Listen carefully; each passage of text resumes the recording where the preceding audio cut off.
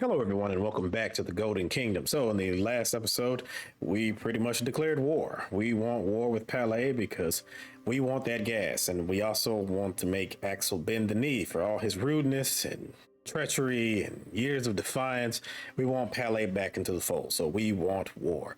And yeah, that's pretty much the gist of it. Of course, we have to do the Alliance of Nations. They're going to be all mad and upset. They're probably going to get even more upset when we send our ridiculous fleet, along with our ridiculous armed forces, in to deal with the situation. But yeah, that's pretty much where we are at with things. I have edited the stats again to get rid of some of the negative aspects in there. But yeah, not a whole lot has happened beyond that. So I will be going ahead and skipping around as soon as I get done with these, because yeah, we have visiting the House of Delegates and an evening conversation with the Queen Mother Estella. I'll go ahead and get these out the way, and then I will come back when we get to the Alliance of Nations.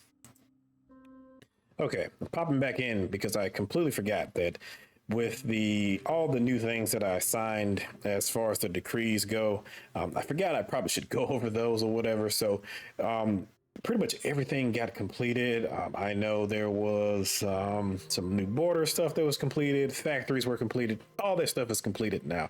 So I will go over them. I'm not sure even how many reports this is. But anywho, we have the coastal batteries fire as expanded docks open. With a salvo from the newly constructed coastal batteries protecting the harbor, work was declared complete. The freshly added docks enable the port to handle more cargo, alleviating the existing trade bottleneck. We have Azaro nobles present at equipment factory opening. An array of journalists and representatives of House Azaro were given a tour of the freshly built military factory at Fostator. Thousands of workers have found employment at the complex at Rizia's domestic arms manufacturing reaches its latest expansion. Fostator support vehicle production starts. The first Queen Liza IFVs rolled off the assembly line today as the new military vehicle factory ramps up production. Early faults in the manufacturing process have been resolved, and the factory appears able to meet its quota of several hundred vehicles in the coming months. King Valero battle tank present to the public. Will present it to the public. Fostator's people were in awe as the first King Valero battle tank rolled out of the newly opened tank factory. During a presentation hosted by local celebrity Sonia Rodas, the tank was toured around the town, broadcasted on live TV for the people across the nation to follow. Hundreds of miners entered new pit. After a small ceremony, hundreds of miners descended into the freshly dug Havas coal mine for the first time, embarking on a mission to unearth the vast reserves of coal discovered underneath the town. Okay. Jaws Coastal Processing Facility opens. A new offshore migrant processing facility has opened at Jaws, operated by the Rizian Border Guard. The facility is composed of several decommissioned container ships that have been converted into temporary holding facilities. Any migrants arriving at Rizia's shores are to be held there while the Border Guard processes their paperwork. Topaz Mermy Fort Ailes strategic linkage inaugurated. The fortified conduit between Topaz, Mermy, Fort Ailes, with a major logistic hub situated in Mermy, has finished construction and is ready to use. A military parade across the entire route was held to celebrate the opening, attended by prominent government officials. Montclair opens new Border Guard HQ. A brand new Border Guard headquarters has been unveiled in Montclair, where it is to act as a center of operations for border policing activities. Nobles of House Azara were present at the grand opening, where the commander of Rizia's Border Guards received the keys from a representative of the Crown. All right. Salabas Consumer Industrial Park operational. A new industrial park dedicated to consumer goods has fully entered operation, with Rizian household appliance manufacturers shifting their operations from abroad to the city. In a few weeks' time, the first fridges and washing machines are expected to reach households throughout the country, as preparations are underway to quickly bring production up to speed. Watchtowers constructed as border restrictions tighten. A series of watchtowers combined with rapid reaction vessels equipped with the necessary technologies to safely push back boats will assist the Rizian Border Guard in reducing migration by sea from Dirtia and Waylen. These new measures allow the Border and Coast Guard to effectively tackle not only immigration, but also smuggling of illegal substances. Local activists have warned that the measures threaten to turn the Gulf of Meridia into a graveyard. 3 drug addicts dead after police opened fire. A local community center offering safe drug consumption spaces for those addicted to illegal substances has been raided by officers of Rizia's police force as part of an ongoing national crackdown on narcotics use. Violence erupted as arrests were made, with one of the addicts pulling a makeshift gun on a law enforcement officer. In the ongoing chaos, the police resorted to their sidearms to restore order, leaving 3 drug addicts dead and several others wounded. In total, 28 arrests were made, and the community center was closed down. Police divers discovered drug caches. In a large maritime sweep of the port of Salabis and surrounding shores, police divers have found several drug caches belonging to Wessex and Durdian smugglers, bringing Agard Yashas into the country. The discovery of the caches highlight the new and creative methods that are being used to smuggle narcotics into Rizia. Scandal erupts as nobles discovered with laced wine. A major scandal is gripping the coastal town of Jaws after a police raid on a local noble's villa discovered attendees feasting on wine laced with the illegal stimulant rat spice. While family members of the arrested nobles accused the police of overstepping boundaries, the commander of the local police force responded by saying that they remain committed to the king's order of stamping out the use and trade of illegal narcotics. Resonant City restoration finishes. The restoration efforts of the ancient Resonant City center of Topaz have been completed, with hundreds of facades renewed and old roads being brought to the surface again. The concrete that was used to cheaply plaster over decaying ancient infrastructure has been removed, displaying the city to the public as it once was. Several ancient excavation sites around the city have also opened, with many of them expected to draw tourists from all over Rizia and Merkopa. These include an ancient villa as well as horse racing track and aqueduct. Several other archaeological sites are still being excavated and are expected to gradually open in the years to come. Renewed Argnal border crossing opens. A gunfire salute by the border guard marked the reopening of Argnal's renewed border crossing complex. Work swiftly started on processing the backlog of migrants that were stuck on the Morellan border, waiting for construction to finish. And that is everything right there. So now we're all caught up on this, and I'll go ahead and deal with these couple tasks. So, BRB. All right, everyone, I've gotten those couple things out of the way, and it is now time for the Alliance of Nations South Merkopa session. So, let's get to it. It was a rainy day in Kairut, one of only a handful the island experience per year. Okay. The sound of the falling drops on the Alliance of Nations dome made for an unexpectedly soothing backdrop to what I could tell was going to be a tense session. I sat with Lorento and the rest of the Rizian delegation in the half-full assembly hall. My God.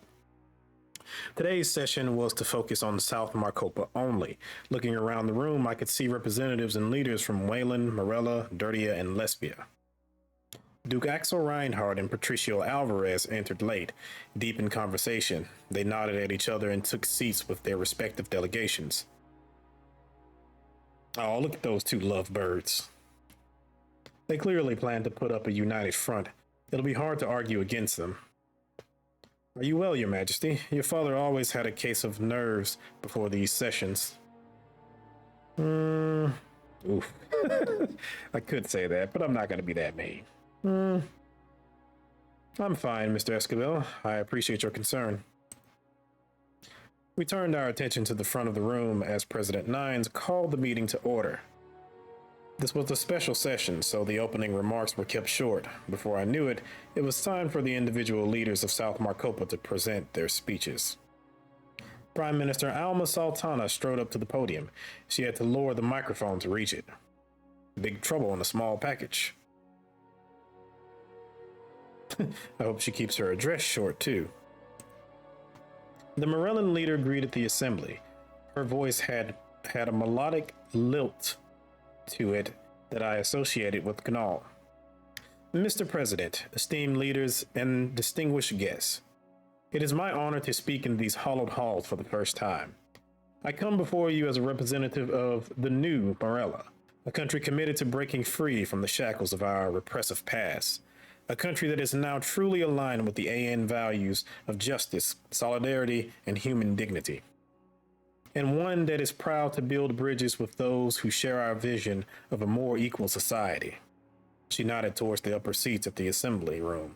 I looked behind me to see Voxlandian Chancellor Emmerich Hagel applauding fiercely. More than one Melanyevis in the same room is bound to spell trouble.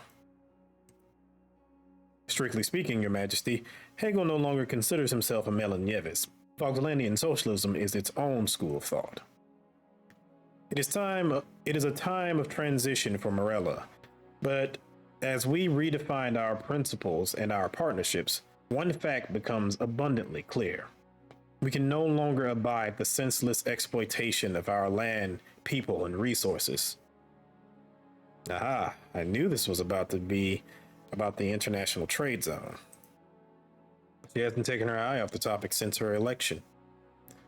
For too long, our so-called partners in the Methium International Trade Zone have dug the ground out from under us. We've allowed them to ravage our soil and abuse our workers, while reaping more than their fair share of the profits. They send security forces to guard their gold, yet leave the rest of Morella to the mercy of dirty and terrorists. Meanwhile, the shocking lack of mining regulations in countries such as Rizia show they are no less careless at home than abroad.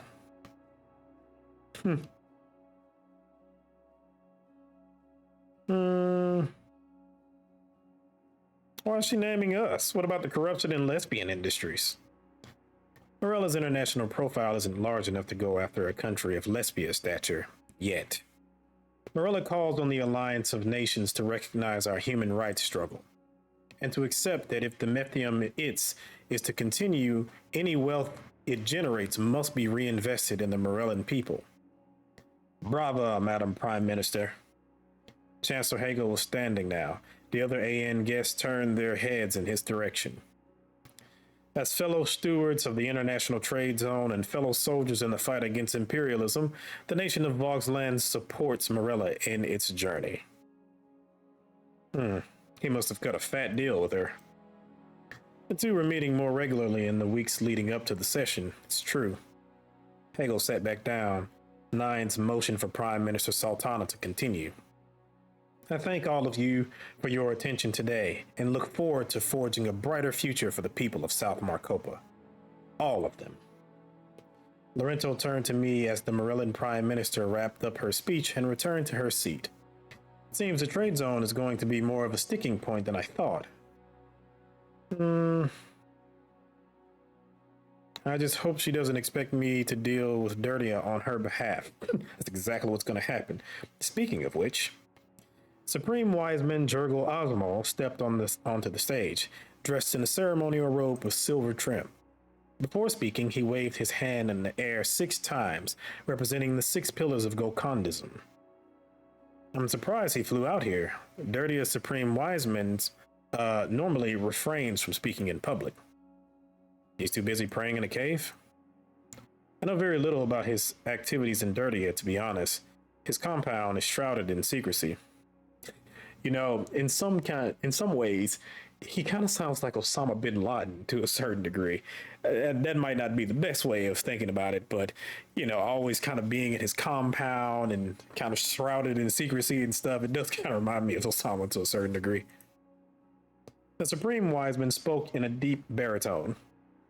Dear great and powerful leaders of South Merkopa, in the name of Prophet Rurik, I salute you all.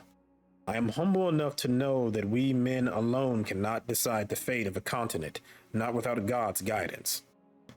And it is God who has guided me here today. We are one of the few nations brave enough to let themselves be ruled by his law. We are also a country like any other. Yet our attempts to find common ground with our neighbors have been rebuffed over and over, solely on accounts of our beliefs. I looked over at where Alma Sultana was sitting. She was openly scowling. The PM of Morella accuses us of violating her borders. Yet it was not so long ago that we were one country. Because of arbitrary lines that have been drawn, my people can no longer visit the graves of their ancestors or the shrines of where they once worshipped. Every single one of us, Dirtia, Morella, Rizia, Waylen, we all have different views, yet we all are united by the divine path of Saint Rurik. And it is my humble request that we Dirtians be able to follow that path as we have for centuries. I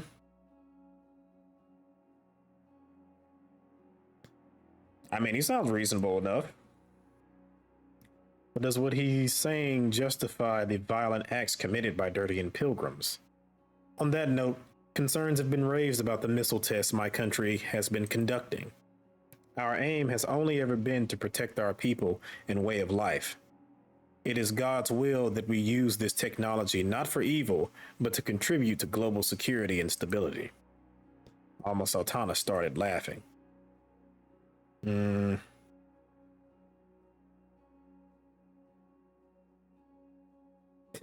God wants missiles. That's priceless. All in the Golconda's gospel, Your Majesty. Asmo put his hands on the podium. How far we have fallen, that the only country in South Merkopa where the pillars of Nurity still stand tall is treated as a laughingstock. You all speak of superpowers, but I know there is only one superpower we need to worry about.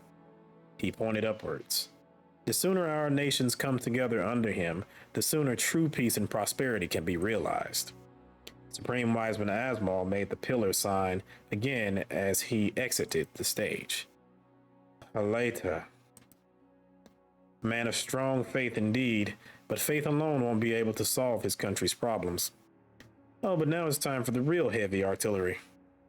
He gestured to an aide to begin taking notes as President Nines announced Victor Smolak. Oh, this should be good.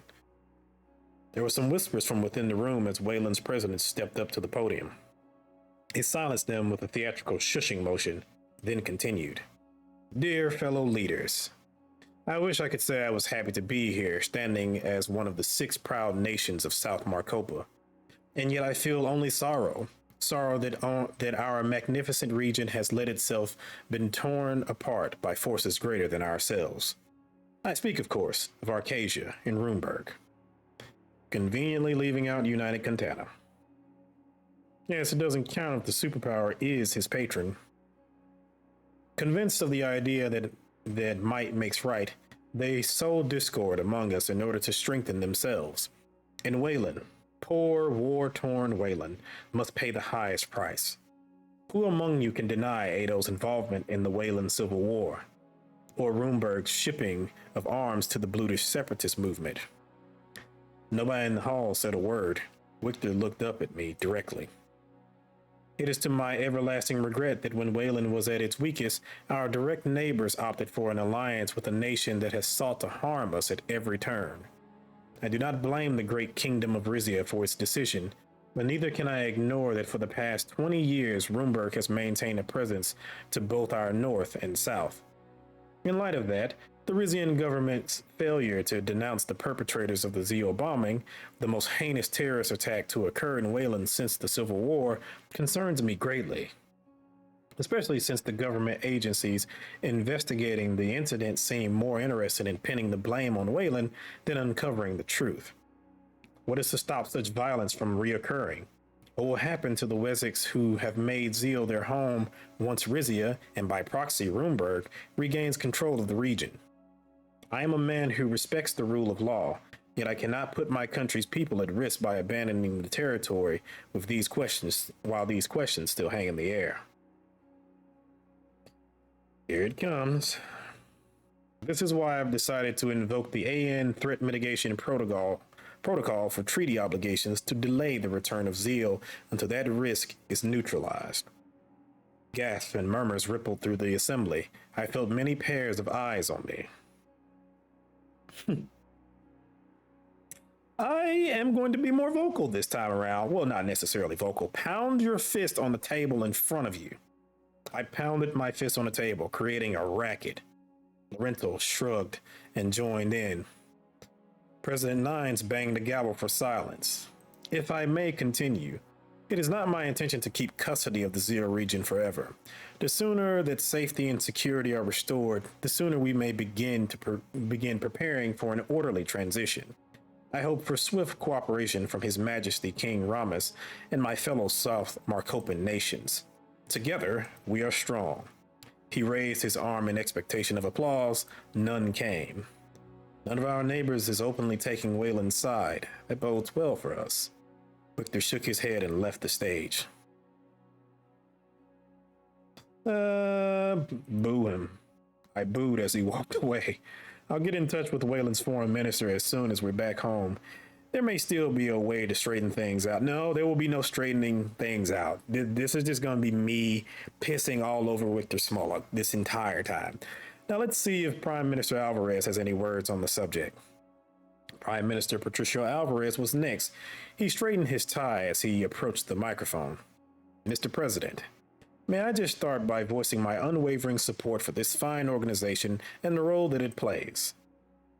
Were it not for the Alliance of Nations, there would be no way to stop our country's petty quarrels from devouring the world. Which, ladies and gentlemen, is precisely what's in danger of happening today. The nation of Lesbia is deeply concerned about the deployment of Rizian naval forces around the Oris gas field in the Antician Sea. The use of military force to occupy a disputed territory goes directly against the AN's most cherished principles. It is essential that Rizia respects the legal process and accept the result of arbitration, whatever they may be. Such blatant use of intimidation tactics shows that the kingdom has no intention of doing so. We stand ready to aid in the peaceful settlement of this dispute, and we beg of the AN not to let Rizia's show of force affect its judgment. For our part, it is clear that due to the small size and limited habitability of the Rizian island of Calicabez, the Grand Duchy of Palais has a greater claim to the field than the Kingdom of Rizia. Liar! No need to shout, Your Majesty. The AN will see through. Malarkey! Everyone turned to look at the Voxlandian Chancellor. Hegel bowed his head. Forgive my ill-timed cough. I have a terrible cold today. Thank you, Mr. Chancellor. He gave me a significant look, then sat back in his chair. Ahem. That brings me to another part I was going to make today. Point. I speak, of course, of the conspiracy to nationalize the Meftium International Trade Zone. Chancellor Hegel stood up again. Alvarez ignored him. Let us not for 1 second believe that Morella is acting of its own accord. The long arm of the Contanin Security Pact is behind this. By giving in to Prime Minister Sultana's demands, the nations of Lesbia and Rizia would be effectively paying to increase United Contana's sphere of influence. I know I am not alone in wanting to avoid those disastrous consequences. He looked at the Pelagian delegation. Reinhardt and his ministers politely applauded. I will remind Morella and Vogsland that the Alliance of Nations is watching, as is Ado. Any attempt to seize the international trade zone by unlawful means will be met with retaliation. That will be all. Nothing about Waylen. It's not in Lesbia's interest to take sides on Zeal, for now. Looks like Palais is next. Duke Reinhardt stepped up to the podium. With the spotlight on the Pelagian leader, I could see that he had stubble on his chin and dark circles under his eyes. Wow, he looks like shit. It's his first AN address, and he is quite inexperienced.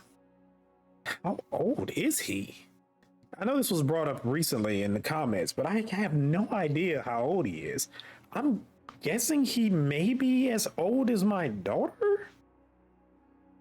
Maybe a little bit older. Maybe he's like in his 20s or something like that, or maybe late 20s, early 30s. But I assume that we were in our late 30s, or maybe in our mid to late 30s. But Ahem. As the leader of the youngest nation in Southern Merkopa, I am humbled to be in this great hall. I am fully aware that everyone else in this room has spent their lives preparing to be in power, whereas me, Let's just say that calling me a dilettante would be generous. I heard laughter from around the hall. He's joking, but it's true. I wonder what he's getting at. But just because I'm inexperienced does not mean I'm naive. The Kingdom of Rizia has deployed a naval fleet to the waters of my Grand Duchy, supposedly in self-defense. And yet we know what happened the last time Rizia sent military units to Palais. On multiple occasions, His Majesty King Ramis has indicated that he considers Rizia's loss of Palais to be unfinished business. The incident in Waylen has proven the lengths to which this dangerous new monarch will go. In this context, it is vital that my emerging nation assert its sovereignty. We hope the Alliance of Nations Arbitration Committee sees through the kingdom's poorly justified infringement on our maritime borders. And we invite our other colleagues in this esteemed organization to engage with us as equals, irrespective of the way our neighbor has treated us. Alvarez rose to his feet. Well said, Your Grace. Pull those strings, Alvarez. Lorento looked at me worriedly. Please, Your Majesty, this is the reaction Duke Reinhard wants. You see, even here in this bastion of neutrality, Rizia believes it can bully us into submission, which is why... Criminal! Duke Reinhard looked shaken by the interjection. That didn't sound like a cough, Chancellor. No, I cannot stay silent while you make your entitled demands. Your family used Palais as a base to pillage the Zenin continent. Everything you had, you stole from someone else. And rather than give it back when the revolution forced your hand, you begged the capitalist swine of Lesbia to help you hold on to your ill-gotten gains. I beg your pardon, Chancellor Hagel, but I'm not responsible for my family's sins. But you're happy to profit from them, aren't you? Up there in your glass castle, I'll tell you, Duke Reinhardt, the cracks are beginning to show. Applaud. I didn't realize the Chancellor harbors such lingering resentment over Palais. I wonder if we can use it to our advantage. President Nines, this man is abusing his guest privileges. Can he be removed? After a short back and forth, President Nines issued the Chancellor a stern warning. He glared out from his seat at as Duke Reinhardt finished his speech. He tapped on the mic nervously. I see the Chancellor is still resentful that the people of Palais chose the firm leadership of the Reinhardt family over the chaos of revolution. Oh yeah, they chose that. Yeah, sure. Yes, the Grand Duchy aided in the colonialist aims of the Volgas Empire. But like Vogsland, we are ready to put that past behind us and look towards the future. We simply have a different vision. Palais may not yet have truly earned its spot in the Assembly, but it is my hope that it will. His voice has regained its full confidence now. And any nation that attempts to stop us from doing so will be met with a strong and resolute response. He rushed back to his seat as chatter erupted from the rest of the assembly. It's certainly been an eventful session, Your Majesty. I hope you're ready for your speech. Don't worry. I have it all planned out. I took a deep breath as President Nines announced my name. Lorenzo gave me a quick smile of encouragement as I left my seat. I stepped up to the podium to a smattering of applause. The delegations from Waylen and Palais stayed pointedly silent. Dear esteemed fellow members of the Alliance of Nations, it is an immense honor to be addressing this assembly for the first time. As we've seen over and over throughout history, our nations can accomplish much more together than we can apart. Nah.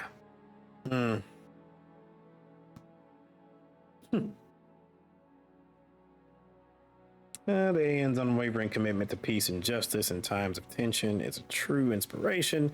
The AN's swift interference has stopped many a would-be evildoer in their tracks. Ha!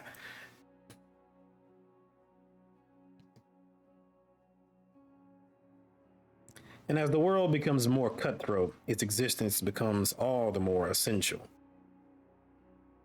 I am aware that the comments made by President Victor Smolak earlier in this session demand a response from me.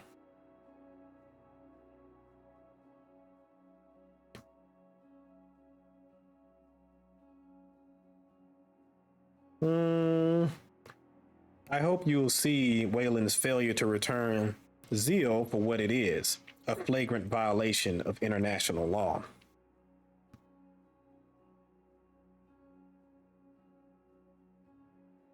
Any intelligent person can see through the concerns about security in Broomberg. This was a purely self-serving decision.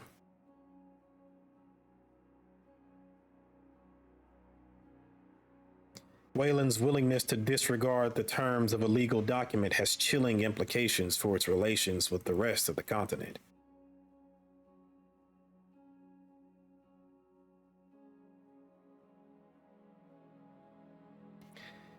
And if President Smolik does not honor the terms of our agreement, we will be forced to take matters into our own hands.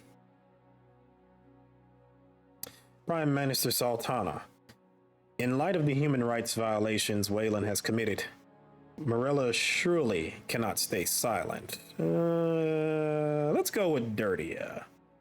I think we're on better terms with them than we are with Sultana. Supreme Wiseman Asmal, Wayland's occupation of Zeal represents an invasion of Dashnurity into the land of St. Wurik. Dirtia must not condone it. Jorgo Osmal applauded loudly. His face remained impassive. I call on the rest of you to choose a side. History may ride on this outcome. Moving on. I cannot ignore the presence of Chancellor Hagel and his newfound interest in our neighbor. I saw Hagel lean forward in his seat intently. I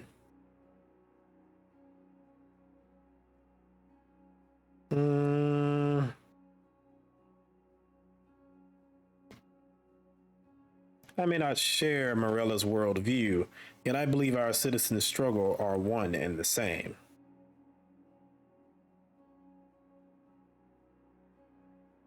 The pillaging of the Mephium International Trade Zone must stop. On that, we are in agreement. Prime Minister Sultana began applauding. Hagel looked pleasantly surprised. If Rizia must make sacrifices so that Morella may prosper, so be it.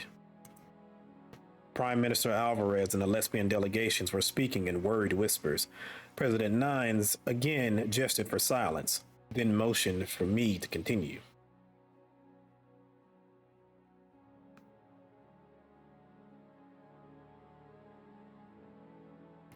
In that same spirit of cooperation, I believe a compromise can be reached regarding Dirtia's religious travelers.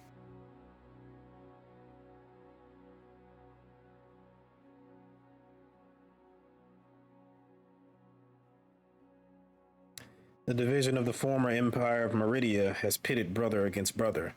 The violence must end. Scattered applause came from around the assembly hall. And as for the so-called Grand Duchy,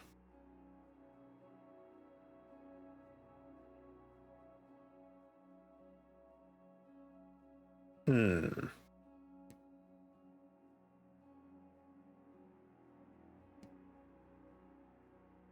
Reinhard has said he wants other nations to engage with Palais as an equal. That is exactly what Rizia is doing.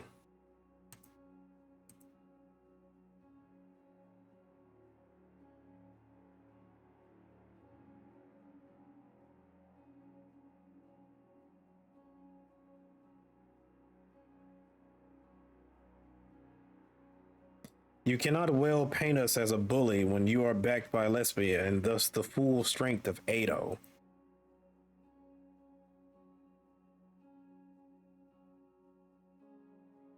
From Rizia's point of view, this is a cut and dry case. Let's see. It is my hope that the AN Arbitration Committee ignores the emotional statements that have been made today and focus on the facts.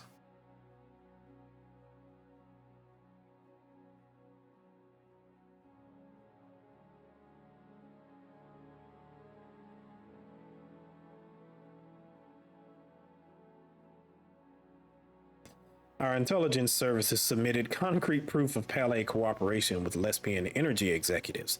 Their lack of transparency should concern us all. I didn't know I had that option, but sure.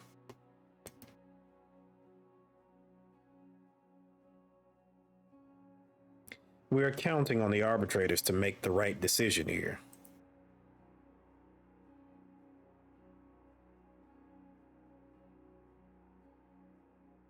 And of course, I sincerely hope we will not be forced to use the fleet that we have deployed in the field.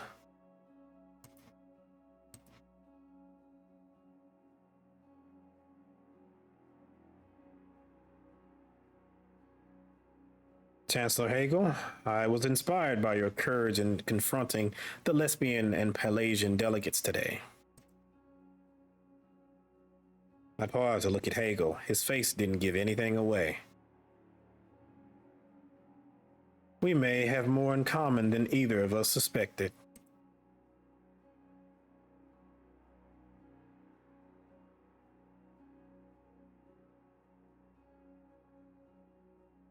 Is Vogsland with us?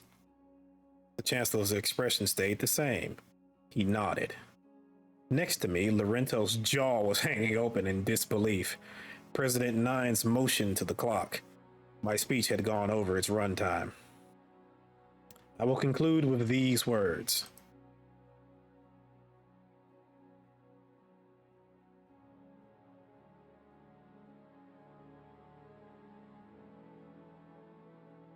Times have changed. I am aware that Rizia stands nearly alone as a kingdom in a sea of republics.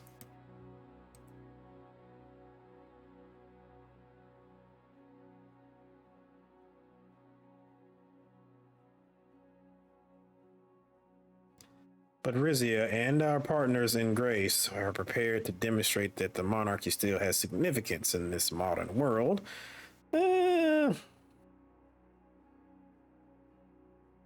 I'll just say, but I hold out hope that we may find our way back to each other. Hopefully by my crown just stomping on every single thing around us. But, we won't say all that.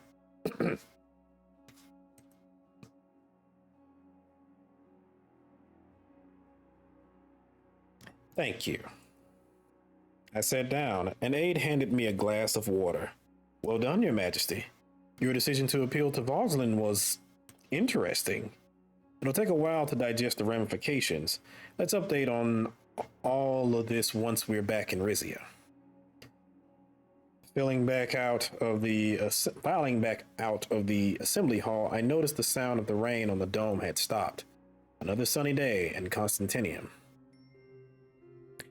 All right, so we got that out of the way. I'm sure it's going to be quite shocking for everybody to try to process that I was asking for support from Voslin. Let's see. Ariana Notorious Association leads peaceful protests against Wayland's AN decision. Violent protests break out in Zeal. In the weeks since Victor Smolik's AN announcement, violent demonstrations and police altercations have broken out in towns across the Zeal region. Meant to intimidate the Wayland government into returning Zeal, it is suspected that Sue Amina may be involved in at least some of these events. In the weeks since Victor Smolik's AN announcement, the Zeal branch of the Ariana Notorious Association has spearheaded a number of peaceful demonstrations meant to show the Wayland government that the citizens of Zeal want to be Rizian once more. The association's spokesperson has vowed that the demonstration will continue until Zeal is returned. No doubt. All right, and what do we have as far as the news go? Wayland announcement throws Zeal into confusion. We've read that before. Significant reduction of Arcasian military presence in war-torn regions. We've read that. And shocker, we've read that as well. And we've read all of these or whatever. So no real changes there. Let's see what events we have going for us. We have the Ramis the Red wine launch ceremony where I will try to, woo Lucida a little bit more. Lava restoration faces delay due to lack of specialists. Oh, okay. So yeah, that's one thing that you can see that's a bit of a difference here. So before I had, I think, a -1 because I had the university, or I think I actually didn't have to pay anything. I can't remember which one it was, but we had the option to call people from the university, but we don't have that option this time around because we don't have the university. But we can still use this right here, hire experts from Port Trazyn, in order to finish this restoration. I could hire experts from the international market, but I don't want to do that. So let's do this. All right. Democratic Republic of Augsland is neutral towards us. Interesting. All right. I'll go ahead and finish this little ceremony and try to climb Lucida, and I'll be right back. All right, Operation Mount Lucida was a success. It was quite difficult though. I had to actually restart it twice. I forgot what I was supposed to pick because if you pick the wrong thing, when you're doing the drinking game, you actually get drunk and you end up blurting out something very bad. None of the choices are good. So it makes things awkward, and then of course you can't walk back to your room at the end. So I don't know if that blocks you from Lucida's romance or any of the romances or anything like that. But I do know that the last time that I did this off camera, I didn't romance Lucida. Like we just kept continuing on with the little private events and stuff, but we didn't actually romance each other. So it's very awkward and weird. But yeah, hopefully this time I've secured things. I'm pretty sure I secured things. Anyway. Let's see what we got. Rufus Greg gossip. We've read this before. Lesbia condemns Rizia supports Palais and arbitration claim. Rumberg denounces Waylen over Zeal claim. Oil embargo continues. So that's lovely. I don't know if I'm guessing we didn't read this the last time around because we actually didn't do it. The Kingdom of Rumberg has officially denounced the Republic of Wayland's decision to continue occupying the Zeal region past the terms of the agreed upon treaty between Wayland and Rizia, said a spokeswoman on behalf of Queen Beatrice yesterday. The condemnation comes as no surprise given the familial and political bonds between the kingdoms of Rizia and Rumberg. Sources say that a number of other monarchies in the Grace organizations are preparing similar statements, thereby increasing pressure on Wayland to relinquish his hold on Zeal. Further magnifying the pressure are the sanctions placed upon Wessex oil by Rumberg and several other Grace countries, shortly after the events of Friendship Day 1950. We expect that, despite the bravado Smolik showed at the recent AN session, he will be forced to find a quick and diplomatic solution to what he claims is a national security issue. Yeah, let's hope so. Maybe in a future update we can just fight and just take it back. Maybe even take a little piece of Wayland too. I am kind of curious on how this is going to play out because Sorlin did not participate in Operation Bear Trap with Wayland. So yeah, there's that. But also, Swordlin did turn around and get Rumberg sanctioned to hell. So that's going to be interesting how that plays out. But if I kind of keep on the way things are going, let me just get this out the way. If I keep on the way that things have been going, I'm going to end up with hopefully Dirtia and Morella in a Inter-Markopan alliance with a reconquered Palais. Hopefully, I think I can pull this off. It's going to be a little weird. I'm pretty sure the game is probably going to be like, what the hell are you doing? But I think I could pull it off. Let's see what we have here. Republic of Sorlin. Sorlin offers investment opportunity. Choose to negotiate with Sorlin or decline. Sure. Let's poll talks. Seeing the continent positions as anti-CSP front. Nope. All right. So delegation trip to discuss bond offer. Read the report. All right, so again, I will skip through this. We have been through this in the main game. However, I will take the deal and I will do a gigantic investment with Swordlands. And I'm curious on how this is going to play out as well, since, again, this is going to be a very capitalist nation once my Anton reign takes over. So we'll see how it goes. Anywho, BRB. All right, so we just got done with that nice little Swordland investment. And of course, we have more news articles now. So, Rizia makes historic 12 billion guilder investment in Swordland bonds. In a momentous decision, the Kingdom of Rizia has committed 12 billion Rizian guilders to purchase 4-year bonds from Swordland. This strategic investment, held by financial experts, is based on a robust confidence in Swordland's economic revival. The potential returns are staggering, promising to triple the initial investment, potentially adding 36 billion guilders to Rizia's budget over the bond's term. The bold move underscores our kingdom's savvy international finance and our kingdom's savvy in international finance and its steadfast belief in the bright future of Swordish Rizian relations. All right. Rizia's major financial leap.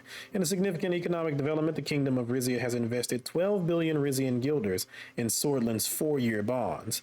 This substantial commitment is predicated on a strong belief in Swordland's potential economic rebound. If successful, the investment could triple, drastically augmenting Rizia's national budget.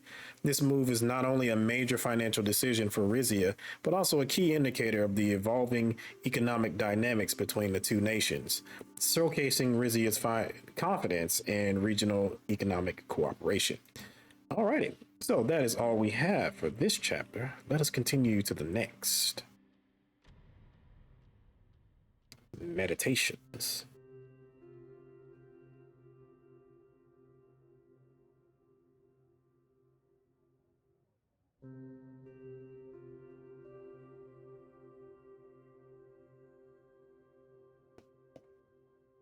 All right, let's see. We have Republic of Morella. Prime Minister Sultana calls emergency its board meeting. I don't think we have any new decrees, any new things to build, do we? I'm guessing not. I'm not going to sell anything just because I don't want to deal with the hassle of actually dealing with authority and such and going back and forth.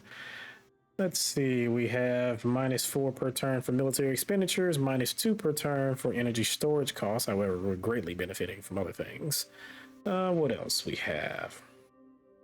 Energy generation curtailment. And of course, I'll turn around and cut a lot of this stuff off so I don't have to deal with it. Remove death penalty. Nope. Nope. Resident work from nope. Nope. I'm doing none of these things until maybe after the election. Again, I don't even know if it really matters at the end of the day, but again, just want to be on the safe side. So, all right, what do we have here? New bilateral agreement discussion with Waylen. I was kind of thinking again to kind of continue I plan to not do anything as far as deals with Waylen. I just kind of want to piss them off. I'm probably just not going to make a deal, period. So fuck them, but we'll see how it goes. And I will skip ahead to when we actually get to the negotiation part. All right, so we are now to the lovely deal with President Smolik, and we will see how things go from here. We left Titus standing guard outside the door and walked in. President Smolik was in the sitting room, flipping through a copy of the Royal Herald. He stood up and bowed to each of us. Your Majesty, Mr. Escabel, it's truly a pleasure to be here.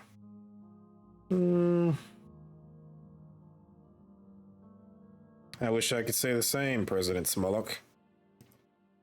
And why not? Our differences aside, there's always pleasure in two world leaders meeting eye to eye. He set down the newspaper he'd been reading. You wouldn't believe what they're saying about me in your paper, Your Majesty. Smolik's iron grip on zeal, enforced by dictatorial command rather than any real respect for international law or the rights of the local population, should be seen as a threat to us all. I don't see anything wrong with that statement. Really, Your Majesty?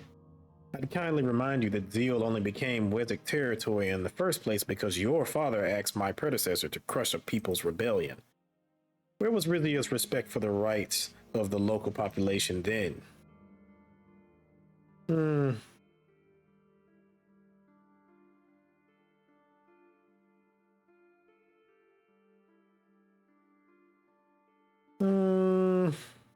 We crack down on traitors to the throne, whereas from what I hear, your country is involved in the persecution of innocents. And you are hearing this from whom? Be careful what you believe. A lot of false information is circulating about Waylen at the moment. Rento jumped in smoothly. King Valero made what he thought was the best decision at the time for his citizen. I'm sure the same applies to you, Mr. President. The meeting room should be ready by now. Shall we proceed? He led us into the next room over, where a set of blue upholstered armchairs were arranged around a circular table. The three of us had a seat. A palace aide came by with water and coffee. Now that you're here, Mr. Smollett, can you explain in greater detail why you decided to postpone the Zeal handover? Smollett took a sip of water. He slowly wiped his mustache. It's simple, Mr. Escabel. Zeal is now home to several million citizens of Wezek origin. Under the terms of the treaty our predecessors signed, they were to have the right to stay and work in the region. But the Zeal attack made it clear that those terms would not be respected without the protection of my government. I fear further violence will come to those who stay.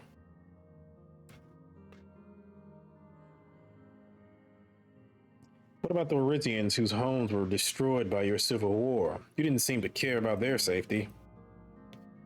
The war was devastating to Rizians and Wezeks alike, but you cannot blame me for the mistakes of my predecessor.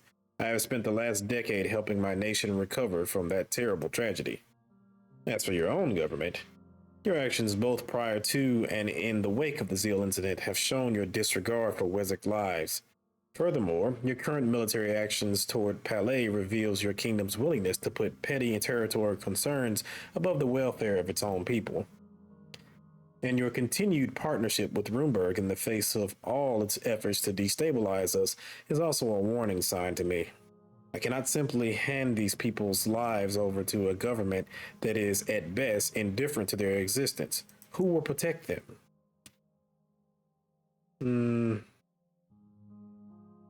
They don't need protecting because they never belonged in Zeal in the first place. Lorento quickly cut me off. His Majesty is trying to say that Rizia takes Wayland's concerns very seriously, and we are ready to take all available measures to ensure the security of your people once the region is back in Rizia's hands. That is comforting to know, Mr. Escabel. President Smollett smiled just a little too widely. My ministers and I agree that before Zeal is reintegrated into Rizia, a good faith effort must be made to strengthen the bonds between our countries. We've therefore drafted an addendum to the original treaty, a series of measures meant to renew our old friendship. And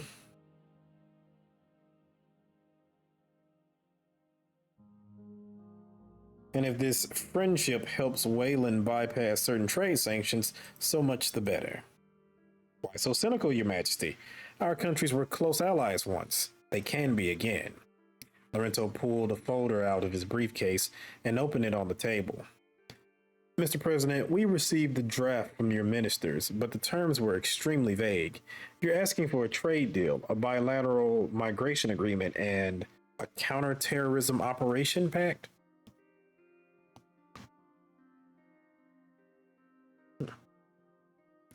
Is the bilateral migration agreement what it sounds like?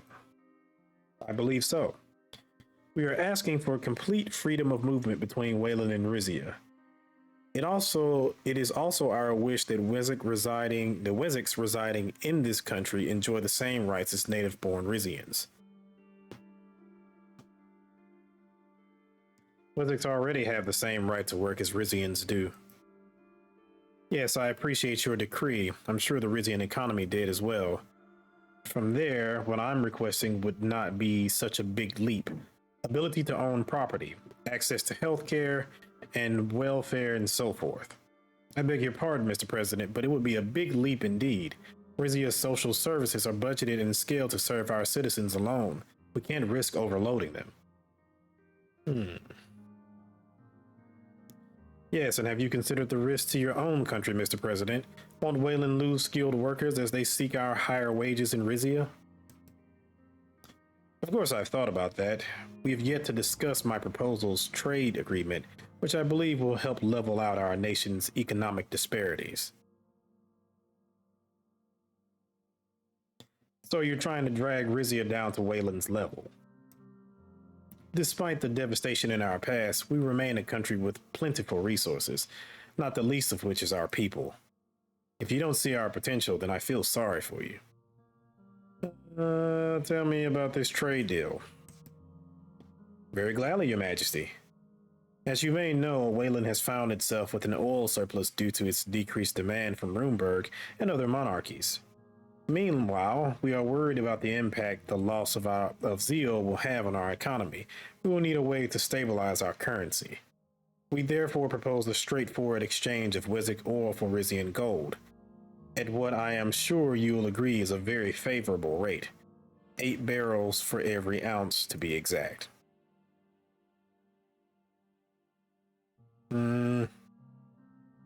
What makes you think Rizia is in the market for Wizzic oil, President Smullock? Everyone is in the market for oil. There's a reason they call it black gold. Your kingdom may be about to come into a large amount of natural gas. Either way, your counselors will tell you about the importance of diversifying one's energy sources. Rizia already has all the energy it needs, Mr. President. We do not wish to purchase more. I will correct you there, Your Majesty. Having an energy surplus for export could prove very useful down the line. You know, there are moments where in the Rizia DLC where I really wish we could just kind of like put our foot down and just be like, you will not turn around and, speak over me and stuff like that. Maybe, if in some of the earlier things you turn around and kind of tell people to silence and give them commands and stuff like that, they won't be so quick to jump in on certain things. Maybe they'll just kind of shut their mouths unless you ask for their opinion and such. So, and it's also kind of like this with this whole trade deal. Like, I would prefer in this particular playthrough to not even be bothered with Victor. So I wouldn't even want to deal with him. Or if I'm in this meeting, perhaps I could turn around and say that like, hey, you know what? We're not even finna do a deal with you. Here's what we're finna do. We're finna put sanctions on you. We're finna turn around and cut off any type of, any other type of trade that we have or anything like that. And we're gonna work with Grace to do even more sanctions towards you. And you can fuck off, so we can try and present something like that. But I guess that would kind of require the restructuring of like when the whole sanction deal comes about with Runeberg. Maybe that would have to be put later, like maybe after the Alliance of Nations thing, and then you can bring it up, or maybe you can bring up the whole BFF thing around that time too. So it would take some restructuring, but yeah, sometimes I wish there were moments where, since we're projecting power and stuff like that, I really wish we could, project power. See, Your Majesty, your counselors are very wise. As for your gold, I know better than to question its quality, but I have concerns about the consistency of your supply.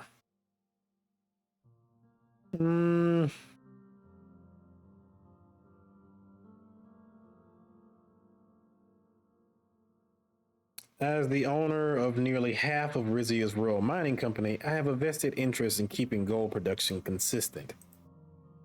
Perhaps you do, but will you be able to keep Morella from nationalizing the MITs and taking over your mines? President Smullock, please rest assured that we will not promise you an amount of gold we are unable to deliver. However, we have other commodities that we can offer instead or in addition to gold. Would those be of interest? If the price is right, why not? I'm a flexible man. With a grin, he held his arm up and bent his wrist nearly all the way backwards. Lorenzo smiled patiently.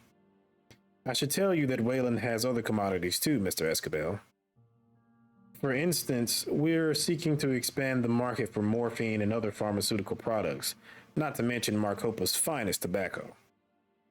Our timber industry is also unparalleled in Merkopa. Your nobles might take a particular interest in our wood carvings. Rizia does not need drugs from Wayland. We have our own pharmaceutical companies. But do you have access to the largest poppy fields in Merkopa? Oh, so they're kind of like Afghanistan in that sense. The morphine my country produces has been used on battlefields across the continent. Wars have been won because of it. We don't plan on going into battle, President Smolik, but access to lower cost pharmaceuticals would benefit our health system. Indeed, Mr. Escabel. There's a reason your poor citizens cross into Zeal to buy simple painkillers. You see, Waylen is not only an oil country, just as Rizia is not only a gold one. There's plenty we can offer each other. I'm interested in hearing more about this anti-terrorism pact, which I'm not going to do. Ah, yes. Your Majesty, Mr. Escabel, how much do you know about the Brutish Freedom Front? They've been giving you a lot of trouble. They've been kicking your ass left and right.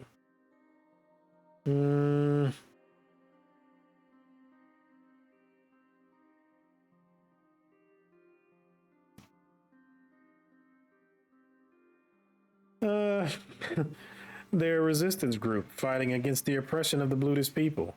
They've been forced to commit some extreme acts over their history. Forced? The Bloods have been offered every opportunity to live alongside Wessex and Swords. They choose violence instead. And they are not acting alone. Their so-called fight for peace is in reality a mass destabilization effort funded by the West. In fact, one of the BFF's biggest supporters is none other than your lovely sister-in-law.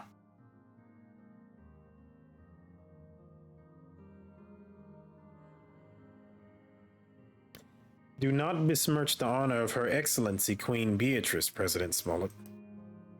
There is no honor among criminals, Your Majesty. President Smollett, I am aware that the BFF has not gone completely inactive since the retirement of Tarquin Sol, and that they may in fact be gathering their strength. But you've not yet made it clear what you want from Rizia. Patience, Mr. Escabel. You may be aware that most Bloods are followers of the Ruis's sect called Gokandism. I don't see why their beliefs are important. Their motivations are political, not religious. Their beliefs are important to the Republic of Dirtia, which has been granting sanctuary even to the most notorious of Bludish criminals. My request is simple. All Wessex Bloods and Dirtian citizens are to be turned away at the Rizian border.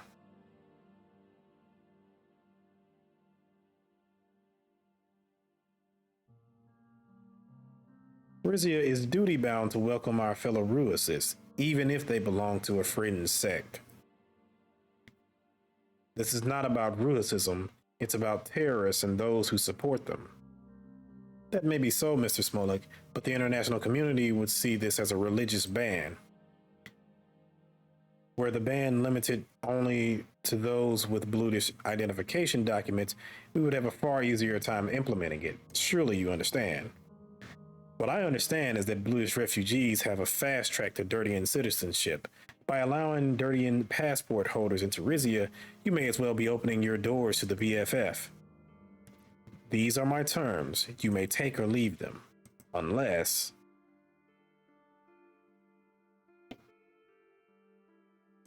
what? Well, Your Majesty, let's say the Republic of Waylen decided to take a more proactive approach to the BFF problem. Rento nervously adjusted his tie. If your kingdom promised to aid us in that, it would of course be far more valuable than any form of border control. Proactive? Problem? I don't like the sound of either of those. Indeed not, President Smolik. I hope that your so-called solution does not involve retaliatory violence. Nothing so vulgar, Mr. Escabel. It is our long-term goal to drive the insurgents out of their strongholds in the north of our country. Once that happens, we suspect some will flee south towards Zeal. And in that case, we would be most grateful if the Rizian Navy prevented them from reaching their destination. You are asking too much of my country, President Smolik. You asked for Wayland's help in the past. We are only asking that the favor be returned. Lorenzo took one last glance at his folder, then looked up at us both. I believe we've covered everything, gentlemen. Not everything. What about this 3-year timeline?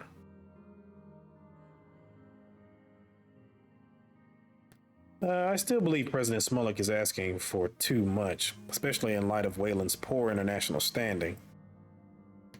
You are in no position to be saying that to me, Your Majesty, but I will remain in this room out of courtesy for you and your kingdom. I'll remind you that any agreement we make today will go into effect as soon as possible, but the Zeal handover will not. We are looking for a long-term partnership with Rizia. You cannot simply tear up this treaty as soon as you get what you want. So we're asking for a 3-year probationary period. If all is still well between Waylen and Rizia by the end of that time, we will be able to return Zeal with full confidence. When will it end? How can I be sure that 3 years won't turn into 10? Don't worry, Your Majesty. As long as the terms are met, the handover will proceed as planned. Rento finished jotting something down on his notepad. Thank you for your explanation, Mr. Smolik. This has been very informative. Would you mind waiting in the sitting room while His Majesty and I decide on Rizia's half of the agreement? It would be my pleasure. Smolik exited the room backwards, bowing as he did so. Well, quite a lot to think about, Your Majesty. I have the draft documents right here if you're ready. Perfect. Let's get to work.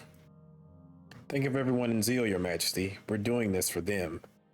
He handed me the treaty amendment draft, and I began going through it. So I'm not going to give him anything. Absolutely nothing. So we're just going to say, yeah, you give me everything. You just give me all of this. Okay. All right. I want all your stuff. We're not going to export anything. Okay. Okay. We're not going to export anything. We're not going to promise you aid. And we're not going to implement a ban. We're not going to give equal rights to Wessex citizens. Okay. And I think that sounds like a great deal. And you can fuck off back to Waylen. How about that? Rental noted each decision I made in the margins of the documents. We had finished going through everything. He sat back and raised an eyebrow. Very bold, Your Majesty. I hope Waylen will accept it. He asked an aide to call Smolik back into the room. The president of Waylen wiped Rosetta crumbs off of his mustache as she entered. What a delicious tart your people have invented. Now imagine it with a crust made of our strudel pastry. But first thing first, let's have a look at that treaty. Lorenzo handed him the annotated draft and he flipped through it eagerly. As he reached the end, his eyes narrowed. I see. I was not aware that the king of Rizia took me for a simpleton.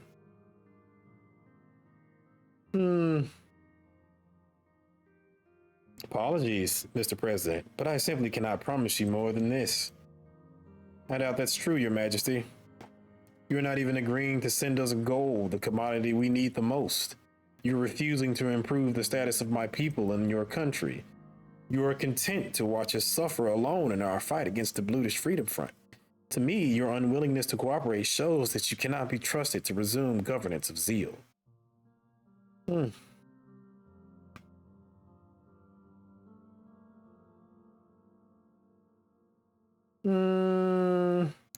would advise you to reconsider, Mr. Smolik. I'll remind you that we are committed to getting Zeal back by any means necessary. Smolik sighed theatrically and raised his hands. Alas, this meeting has been a waste of both my time and yours. Thank you for the pastries, but Wayland's are really much better. A pleasure to meet you, Mr. Escabel. I know how much you wanted this agreement to go through. Lorento bristled. I want what is best for this kingdom, Mr. President, and ultimately that is up to my king to decide.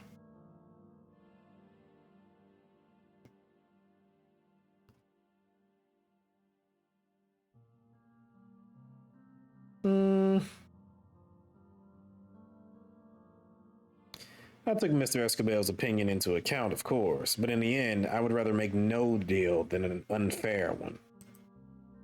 That is your right, as it is my right to take Zeal's safety into my own hands. I must head back to Reclowitz and tell my ministers the news. Good day, gentlemen. Thank you for your time, Mr. President. we'll have an aide show you out.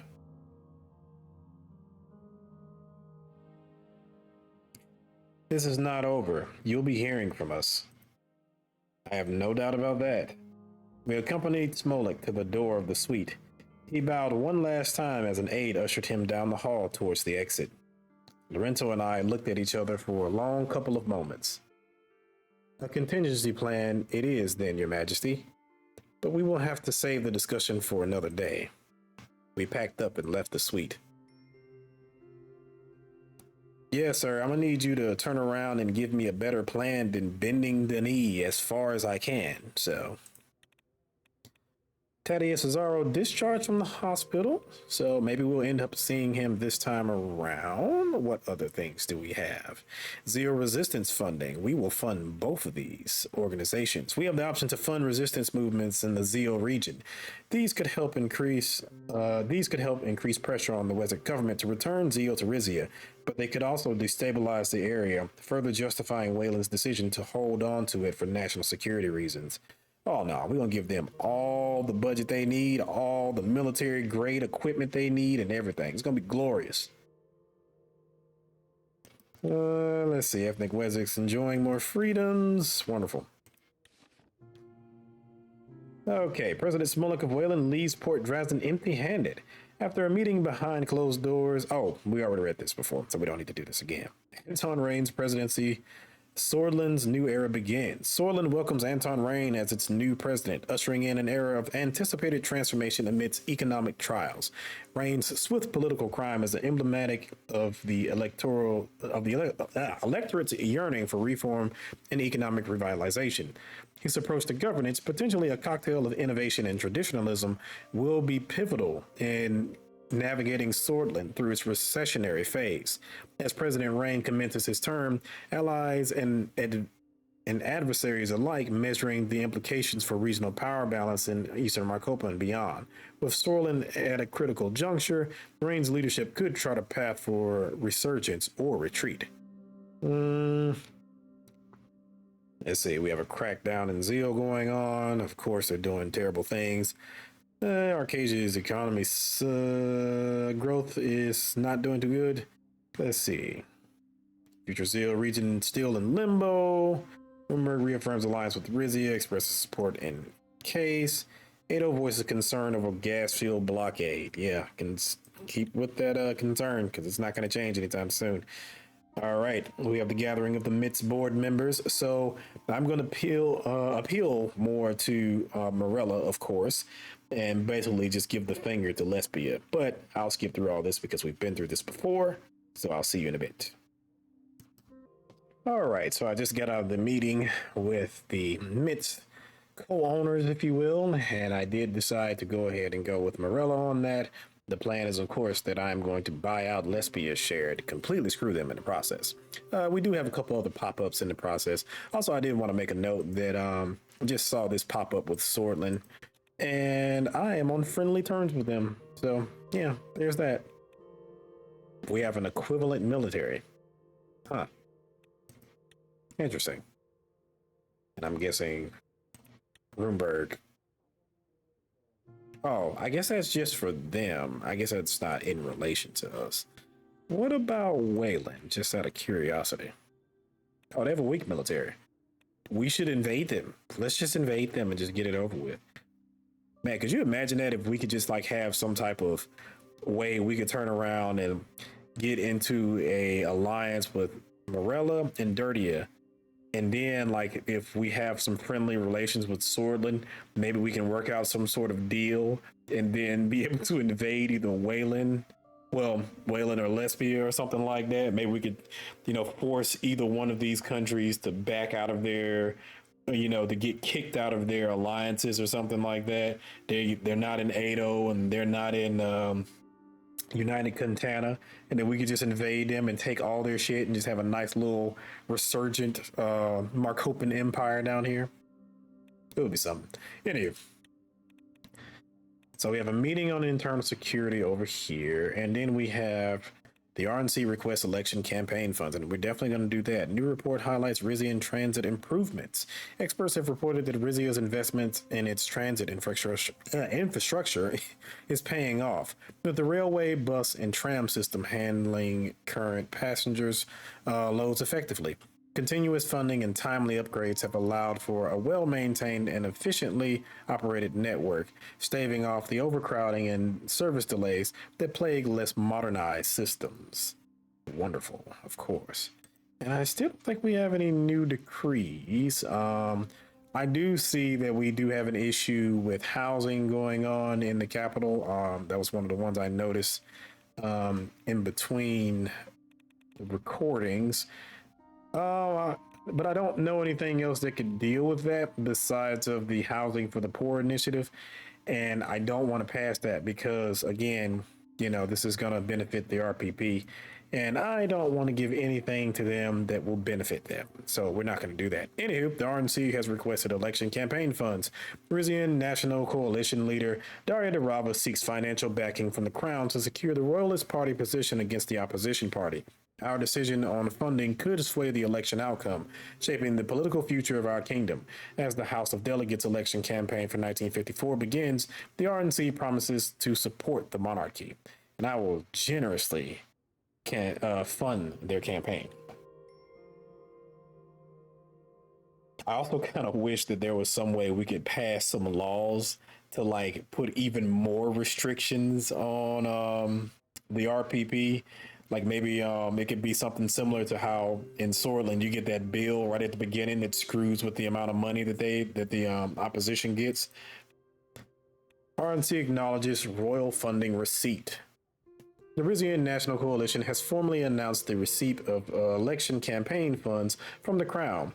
In a press release from their headquarters in Port Drazen, RNC leader Daria Darava expressed gratitude towards the king for the financial support.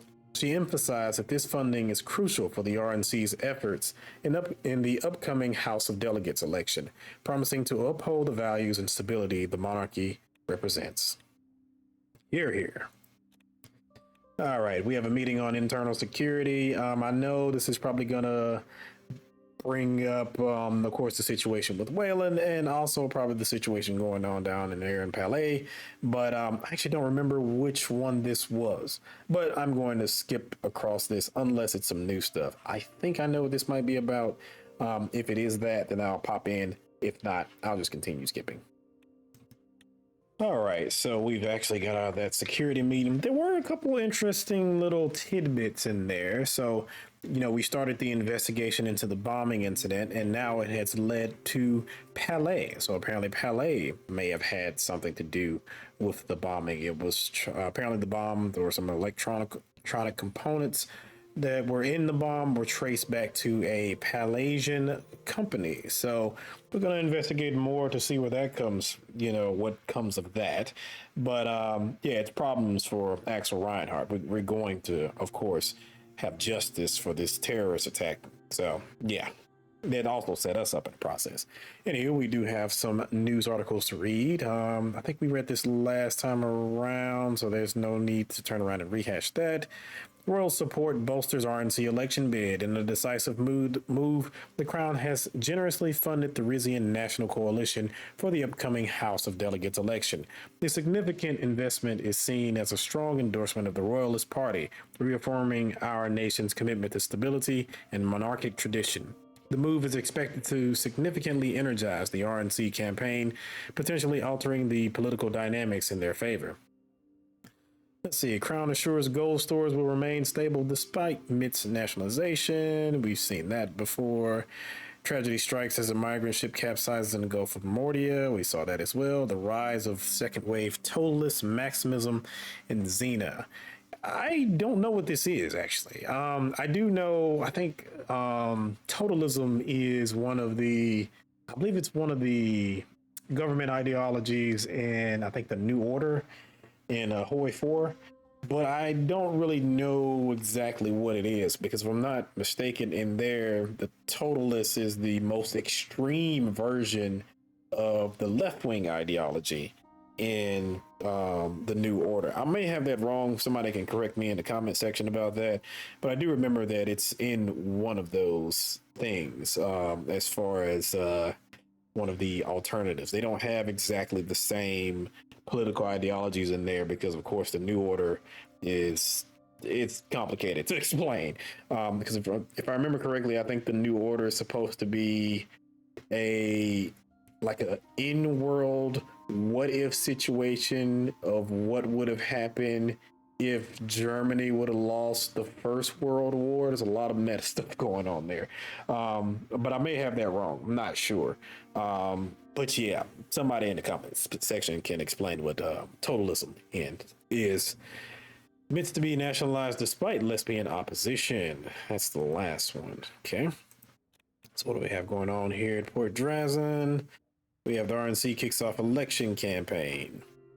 With a large rally on the tourist square, the RNC officially kicked off their election campaign for the upcoming House of Delegates election. Tens of thousands of supporters gathered waving Rizian and House tourist flags, chanting their support for the King's Party.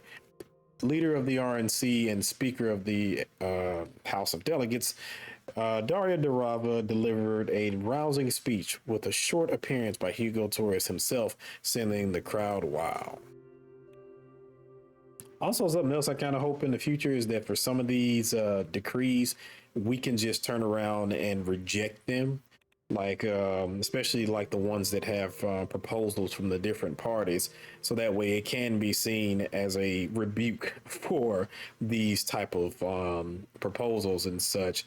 That would probably sway public opinion. So it'll be nice to have something like that to kind of be in there. But, you know, maybe that'll come in future updates, or maybe it won't.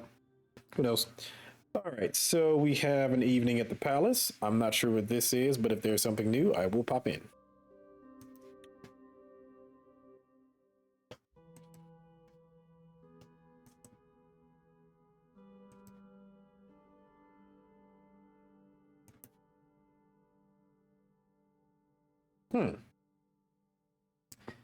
I'm popping in fairly quickly. I don't remember this, but I'll go through it to see if this is something new. But apparently Lucida has popped up. On the palace balcony, I sought refuge from the relentless affairs of the state. The grandeur of the night sky spread before me, stars punctuating the obsidian expanse like celestial jewels, and the city's distant lights shimmered, a testament to life continuing beyond the palace walls. Amid this tranquil backdrop, I found a brief respite from the responsibilities that weighed on my shoulders. It was during this peaceful interlude that Lucida approached. Yeah, and this was something that was kind of brought up in the last meeting that I didn't point out. But when you get back from the trip from where were we just at? I just forgot where we were. But once you get back, you're kind of, you know, tired and everything like that. But so your uncle makes a little bit of a comment, and you are pissed by this comment because, of course, it alludes to, you know, you're going to spend some time with Lucida. You cannot choose to just kind of brush it off. It clearly says that like you are in no mood for it, so you have to, you know, tell Hugo off or whatever. But there were a lot of options for what you could say. There was even one where you could turn around and say something about calling one of them a gesture or both of them a gesture, and they should, you know, they can do auditions and stuff like that. But it also alluded that you may be having a date later on that day, and I guess this is the said date. So I don't remember this last time when we romance, quote unquote, Lucida. So yeah, I guess this is some new content for the romances and stuff. Her presence on the balcony was a reminder that as a monarch, even moments of solitude could be fleeting. The only question was whether she was here for an urgent matter or something else. Good evening, Your Majesty.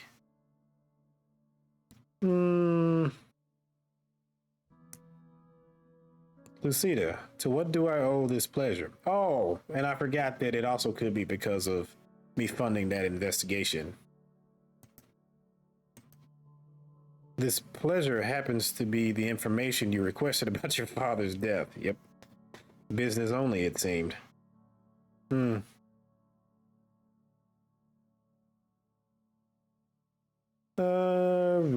in that case, let's hear it. Let me start by saying that I've made good progress into who may be responsible. So you do suspect foul play? Unfortunately, yes. There were several individuals I initially found highly suspicious. I'm afraid to ask, but who? Lucida discreetly glanced around as if making sure there was no one else with us. My initial list comprised of 5 individuals: Captain Gordian, Grand Wiseman Ignatius, your butler, your uncle, and your mother. You're conveniently forgetting yourself. You wouldn't have asked me to investigate if you thought I was guilty. A few of these individuals now strike me as particularly suspicious. All right, let's go down the list. With whom should I begin? Tell me about my uncle. Why him? Of all the individuals I've been looking into, your Uncle Hugo stands out the most. I nodded, interest piqued. Intriguing. Please go on. There are witnesses who claim they saw Hugo leaving your father's room on the night of his death, just moments before his body was discovered. If your account is accurate, I'm truly shocked. Believe me, I was just as surprised as you are. Given the severity of accusing the Grand Vizier of murder, I wanted to tell you first before I spoke to him. I'm glad you did. If what you're saying is true, we must handle this delicately. I need to know everything you've discovered regarding my mother's whereabouts on the night of my father's passing. Your Majesty, our investigative efforts have unveiled a rather unexpected revelation. It turns out that she was not within the castle on that particular night. Okay, I'm listening. Brace yourself, but it turns out she was attending a secret religious service just outside the capital. A Dasnuris service. Dasnuris? Are you absolutely sure? Absolutely. We managed to find credible eyewitnesses who were present at the Dasnuris Ark Sanctuary that night who can verify it.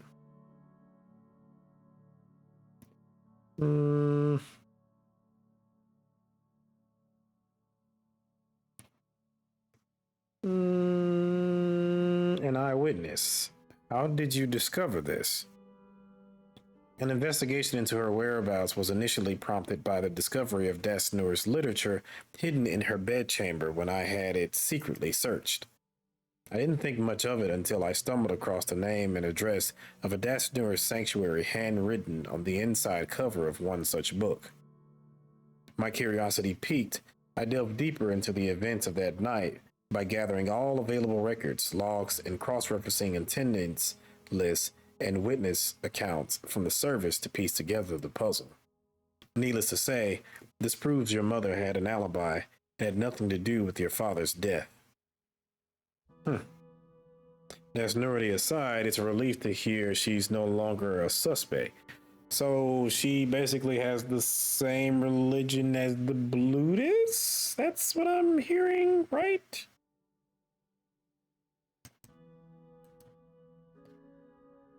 All right, let's hear why you suspect Titus. Yes, of course. This actually relates to Wiseman Ignatius as well. On the night of King Valero's death, Captain Gordian was charged with guarding his chambers.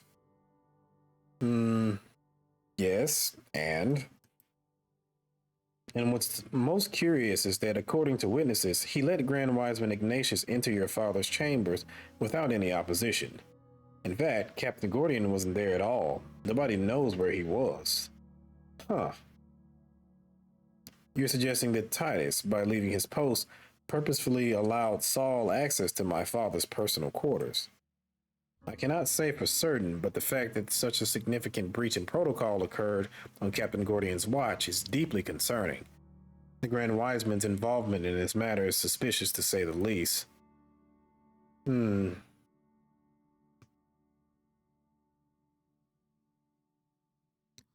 If what you're saying is true, this angers me to no end. I can't believe I trusted him.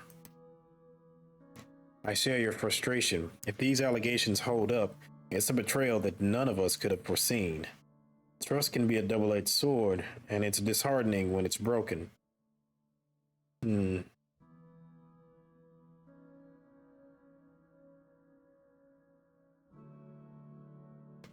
Regarding Saul, I'm sure he has a logical explanation for what he was doing there that night. I mean, yeah, he probably was giving your father like his last rites or something like that.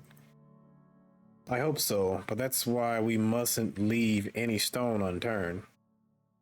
I want to hear what you have to say about the Grand Wiseman.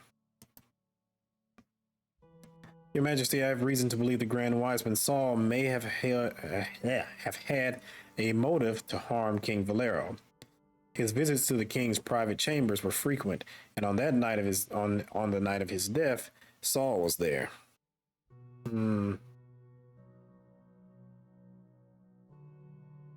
That is odd. Please continue. As you are aware, King Valero's suppression of minority religions unsurprisingly encountered opposition from a variety of sources, including the Grand Wiseman. Oh, I didn't know that. But, okay. As the kingdom's religious counselor, he championed the freedom for individuals to practice their chosen faith. Huh, that doesn't really seem like... Well, I guess that does kind of make sense. Saul does kind of, even though he would prefer things to kind of be, following the Ruis's belief, he does kind of say things that's kind of like, hey, why don't you do this?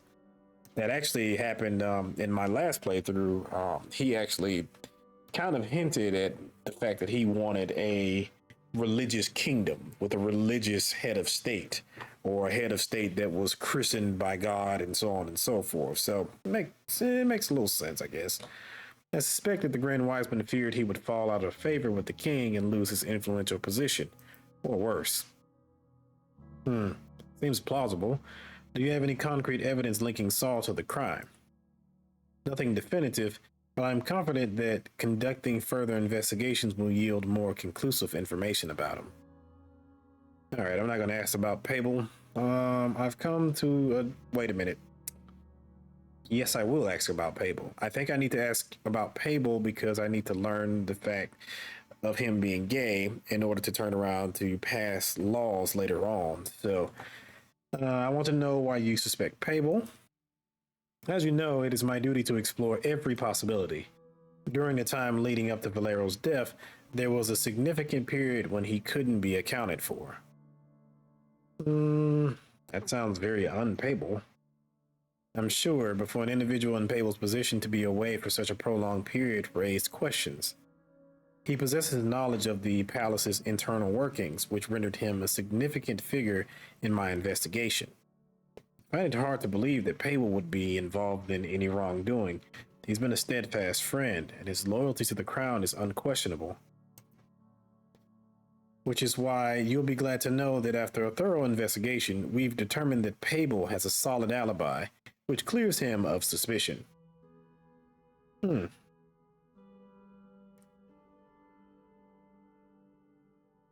For his sake, I'm relieved, but that puts us no closer to finding the culprit. Would you like to know the details of his whereabouts anyway? Yes, do tell. As previously mentioned before Valero's death, there was a notable amount of time when we couldn't establish his whereabouts. After extensive interviews with palace staff, it was determined that he spent that time in the wine cellar. Some suspect him of having a secret rendezvous. In the wine cellars? How very unprofessional, not to mention inappropriate. With whom was he engaged in this rendezvous? A delivery person from the Contevo vineyards who was dropping off casks of wine. Well, I'll see to it that she's reported for her indiscretion. The Contevos should know about her irresponsible actions.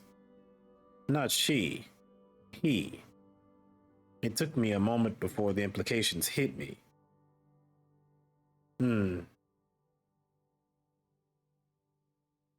As long as Babel didn't kill my father, I don't care what he was doing that night. I have to confess, I'm not surprised. Your butler is too dapper for his own good. With that said, we were unable to turn up any conclusive evidence on what he and the courier were doing in the cellar. It's all pure speculation. But if we catch him in a similar act again, you'll be notified right away. Let's keep this information between us. Best to keep this from becoming public knowledge and causing a scandal.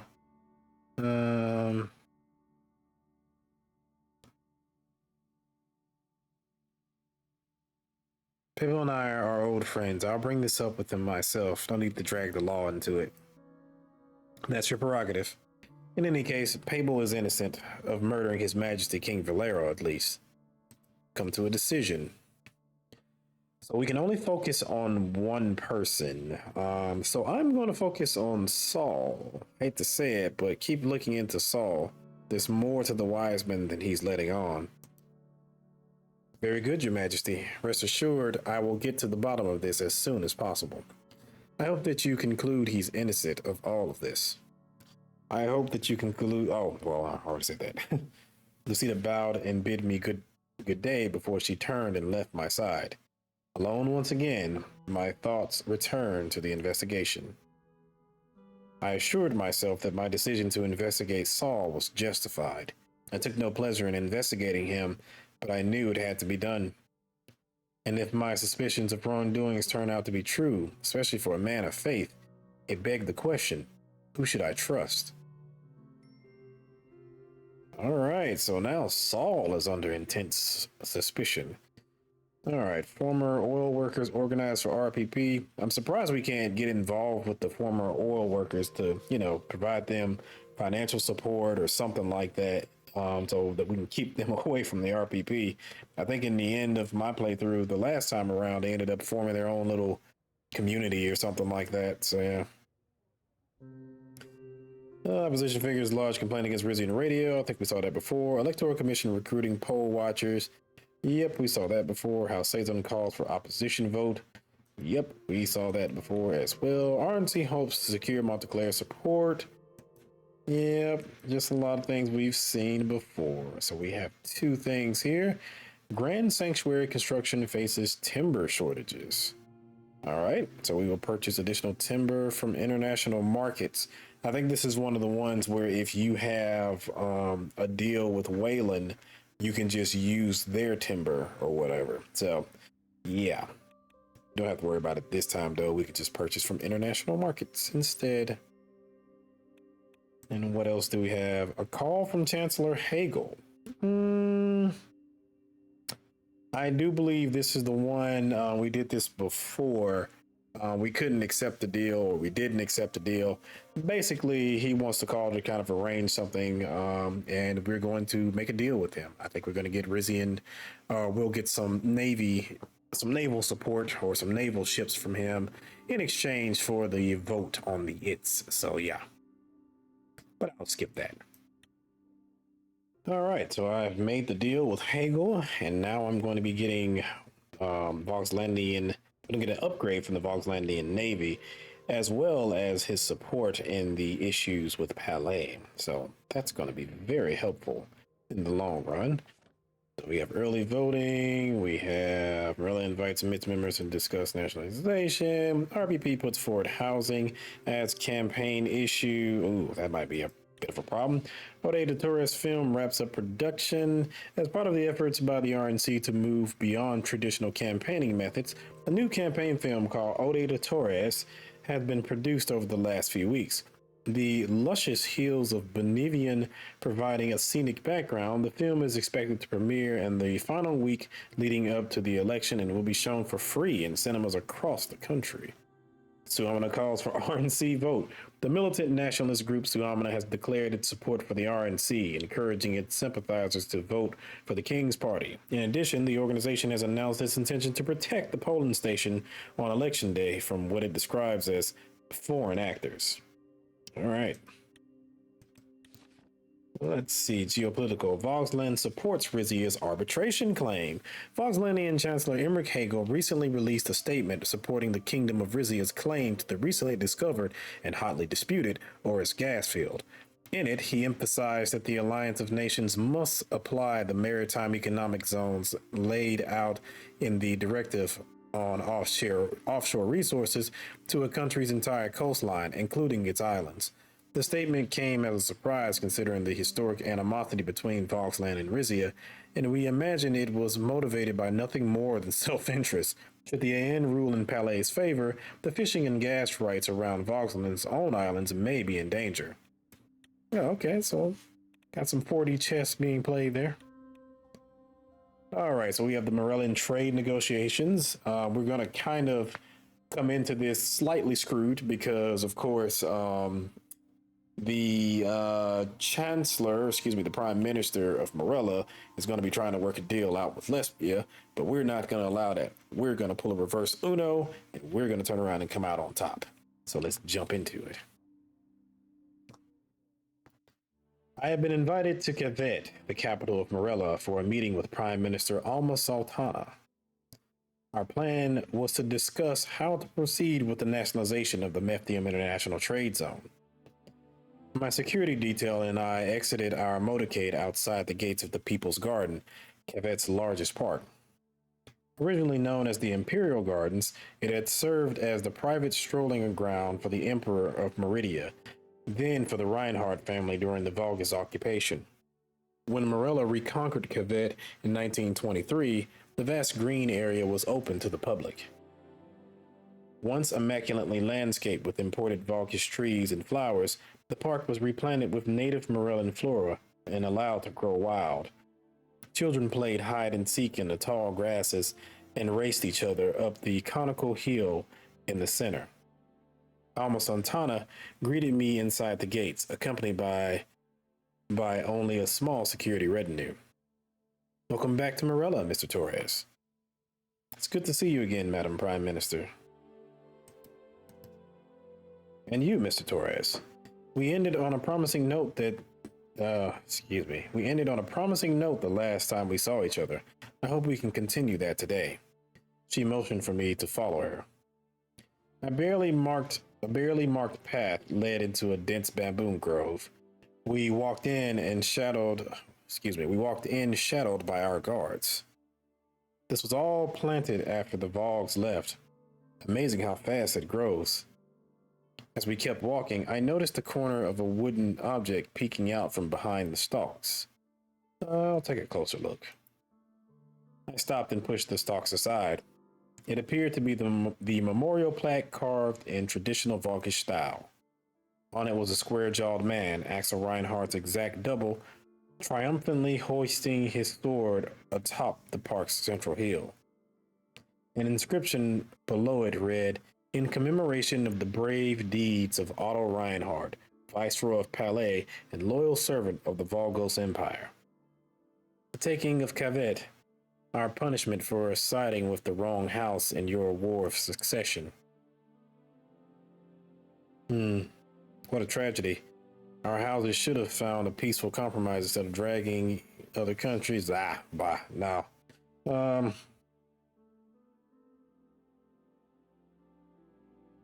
I'm surprised you haven't gotten rid of this.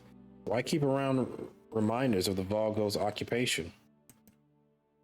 Like it or not, it was part of our history, just as the Republic of Vogsland is part of our present. It's disgusting how the Reinhardt family has managed to stay in power all these years. Her eyebrow arched. Like the Torres family, you mean?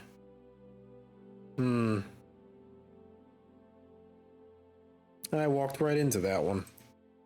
Yes, you did. Believe me, there's no love lost between Morella and the Reinhardts, but we're happy to let them keep their little piece of land, as long as they stay there. At the end of the path, we came to a small cylindrical building that looked strikingly different from anything else in the park. A traditional Morellian tea house, historically a place for exchange and a refuge from prying eyes. We had a seat inside as our guards kept watch outdoors. The low ceiling The low-ceilinged room was decorated wall to wall in colorful woven fabrics.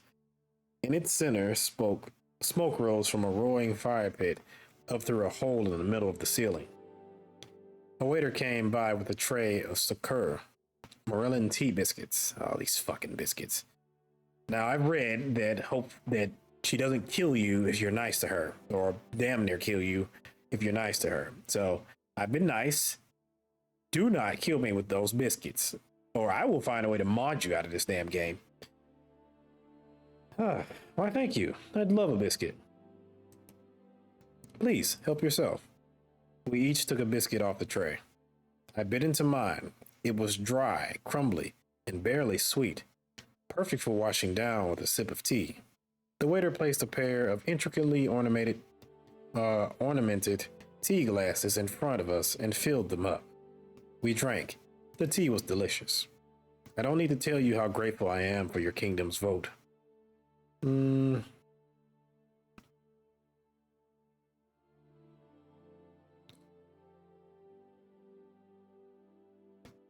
was a sacrifice, but I was willing to make it to get Lesbia and its Arcasian puppet masters out of the Itz.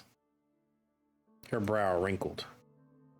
If that was the reason for your vote, I may have to disappoint you. I want the final agreement to be favorable for all four parties involved, Lesbia included.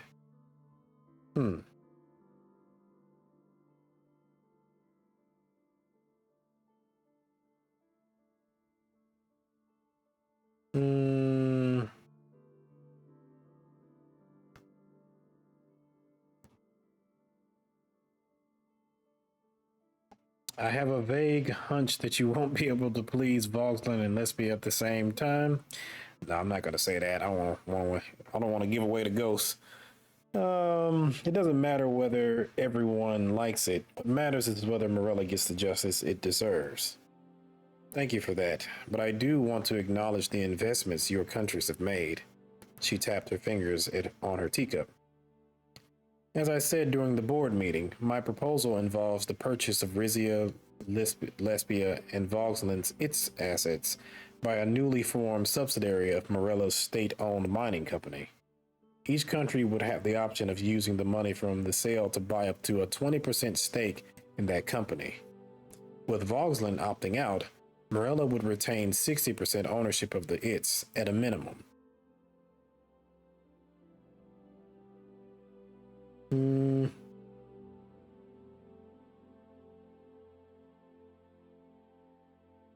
Doesn't selling shares of the its back to us defeat the point of nationalization?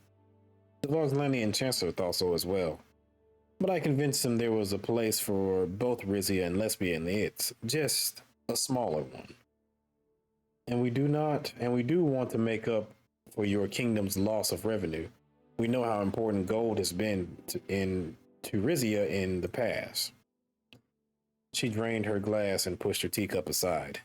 So tell me, Mr. Torres, what is it that Rizia wants from Morella?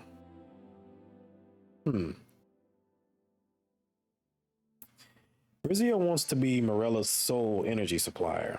You will purchase oil and natural gas from us at a price that we determine. I've heard great things about Morellan-built aircraft. I would like some for the Rizian Air Force. That can be arranged, not for free, but we'll give you a good price on our best stock. Is there a specific reason why you're interested in strengthening your Air Force right now? We have 8 member states to our north and south. We must be able to defend ourselves from their encroaching influence. She looked satisfied with my answer. My government has had the same concerns, particularly regarding our Quinali neighbors.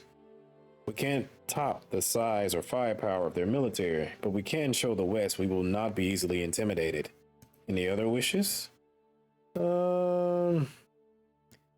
Rizia wants to be Morella's sole energy supplier. You will purchase oil and natural gas from us at a price that we determine.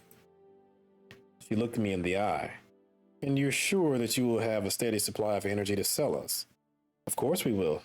I fully expect that Rizia will win the Oris gas field arbitration case. Nah, I'm not going to say that. Yes, even if the Oris gas field arbitration doesn't go our way, we have plenty of alternatives. Understood. She paused for a moment, as if deliberating. I will tell you that Lesbia has contacted us regarding a very similar agreement. But if you're sure Rizia will be able to deliver a steady supply of energy to Morella, we will be happy to go with you instead. Absolutely. I am a king who delivers on his promises. I certainly hope so. What else was on your list? You're aware of present difficulties with the Zeo region. We would ask for your aid in taking it back from Waylen. She folded her arms. If Rizia had allowed its revolution to succeed as it should have, you wouldn't be having this problem.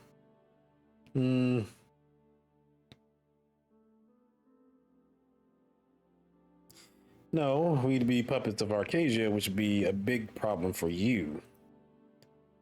You don't know that. Perhaps with Morella's assistance, Rizia would have been able to blaze its own trail. But all right, what kind of aid would you ask us? Only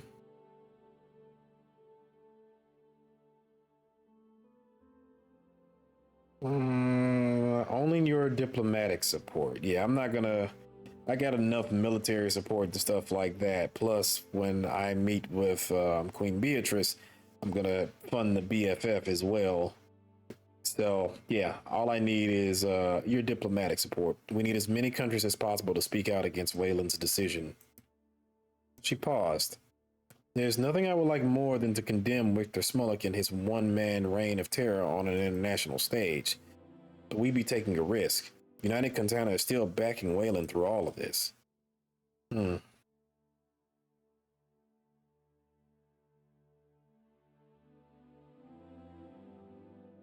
To hell with United Contana. Partner more closely with Rizia, and you will not need to compromise your values. Partnering with a monarchy is a compromise of my values, but I will think about it. Was there anything else? We're involved in an arbitration dispute over the Oris gas field. We would like your public support in this matter. She seemed to mull it over. I would rather not harm our upcoming round of negotiations with Lesbia. On the other hand, I would certainly rather that field ended up in Rizian than Pelasian hands. I will consider what you're asking. We've covered all of Rizia's demands. Now, which will Morella agree to fulfill? That depends, Mr. Torres. We were planning on meeting a limited number of your demands in addition to offering you a 20% share in the new ITS. But if you forego the share entirely, as Voslin has done, we'll gladly make it worth your while. What if I want to buy Lesbia's share along with Rizia's? Giving your kingdom a 40% stake in the restructured MITS? In that case, Mr. Torres, Morella would be the country making the demands. The waiter came by and took away our empty teacups. Sultana waited until he was gone, then looked at me. Tell me, does Rizia wish to purchase a share in the nationalized MITS or not?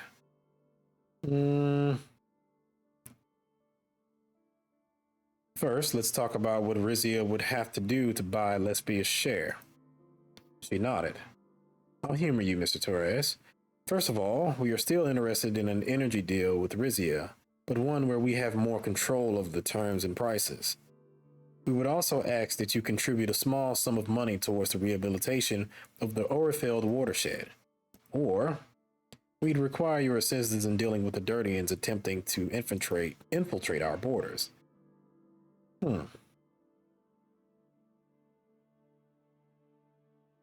I can already tell you I'm not interested in angering the Supreme Wiseman.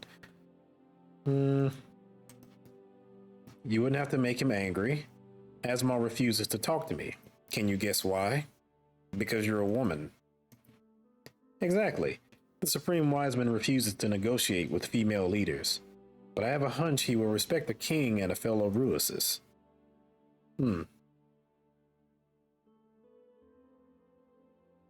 You're right. Oh, no, not. I was about to say that. We both walk in the light of the 6 stars. Surely we'll be able to find common ground. One would think. Does that mean you're still interested in purchasing Lesbia's share?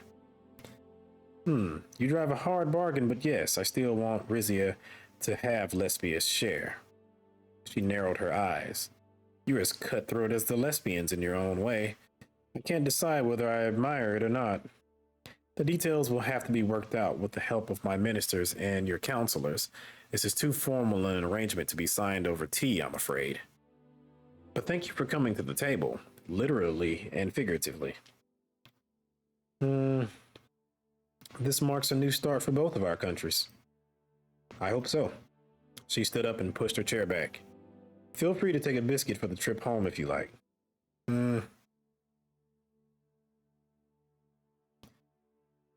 Wait, I have something for you.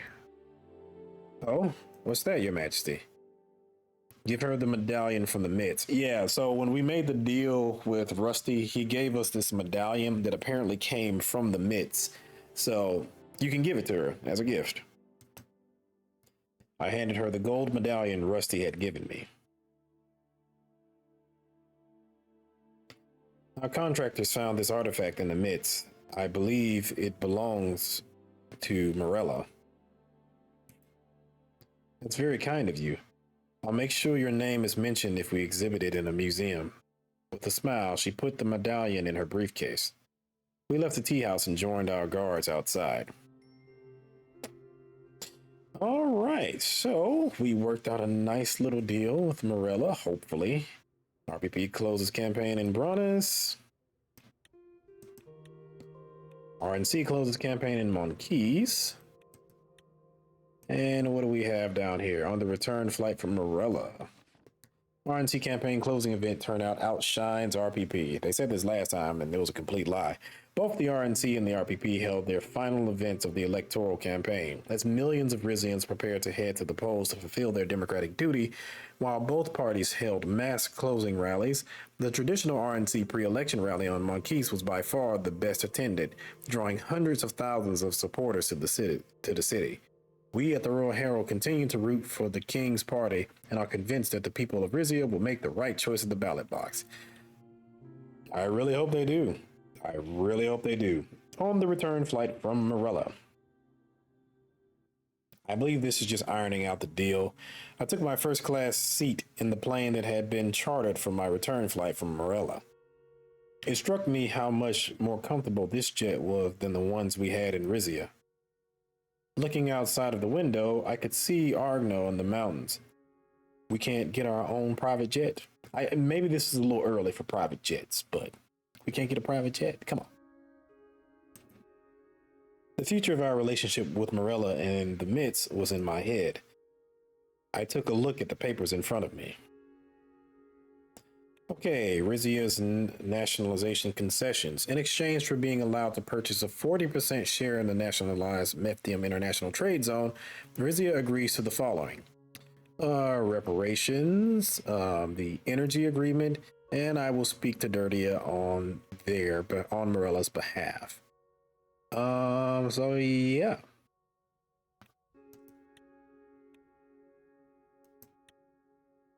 I reviewed the agreement once more before signing it.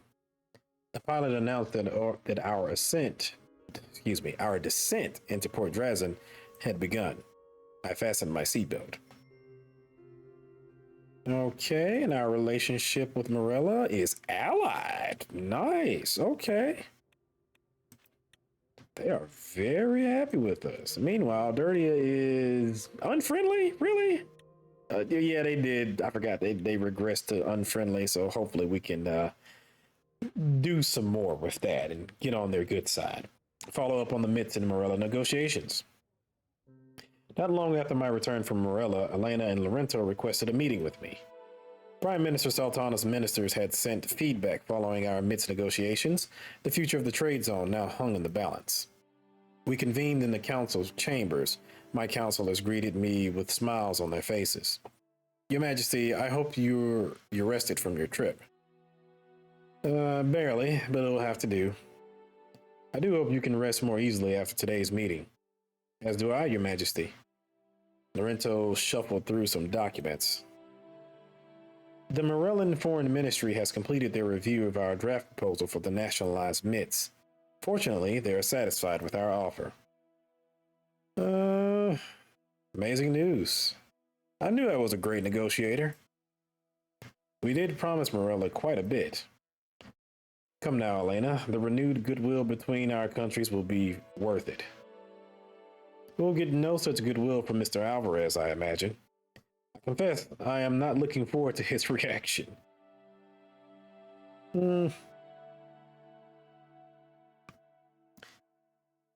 Really? I wish I could be there to see the look on that bastard's face. Lorenzo looked nervously at Elena. Come off it, Lorenzo. Rizia and Lesbia were never going to be on the same side. I suppose not. Oh, I almost forgot. Prime Minister Sultana has sent us a gift to commemorate our successful negotiation. He presented me with a wooden box. I opened it to reveal a shiny, brightly painted bird with a wind-up key stuck into its back. It's a model of a Morellan meadowlark, indigenous to the Arafeld River watershed. It's beautiful. Pass on my thanks. I will. As for the concessions Rizia has agreed to make, he nodded to Elena. She opened her ledger. Treasury funds have already been earmarked for the rehabilitation of the Arafeld watershed. They'll be transferred to Morella once the agreement has been approved. Rizian Oil and Gas will begin working on a pipeline from Rizia to Morella in order to fulfill the energy deal we have promised. If all goes well, it will be complete in time for the gas to start flowing once the new MITZ agreement is ratified. I'm currently in talks with the Dirtian foreign minister. You should be able to meet with Supreme Wiseman Asmal soon to discuss Prime Minister Sultana's request. The Dirtians wish to communicate their satisfaction with Rizia's treatment of Golcondas. With luck, you will get further with them than your father did. We're both men of faith. The Lord will guide us to an understanding. I'm sure that he will. Elena took a last look at her ledger, then gently closed it.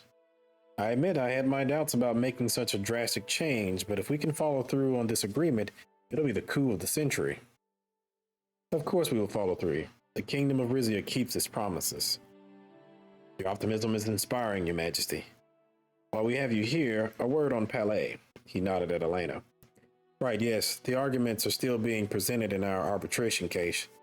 Of course, Lesbia's support of Palais counts for a lot, but we've received a number of statements in our favor from neighbors and other AN members.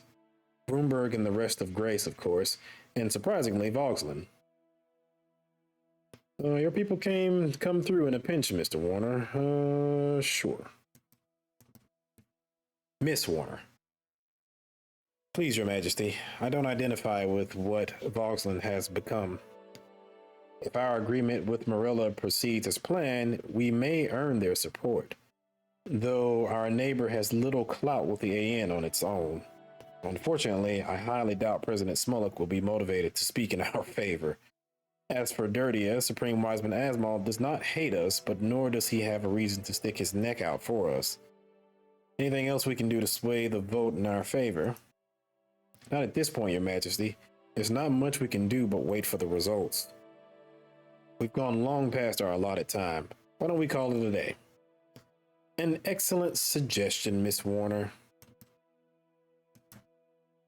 The three of us wrapped up our meeting and went our separate ways. All right, so we are wrapping up that meeting, and I think that's where we're going to wrap up this video as well. We have a lot of reports here. Construction begins on Rizia Morella Energy Pipeline.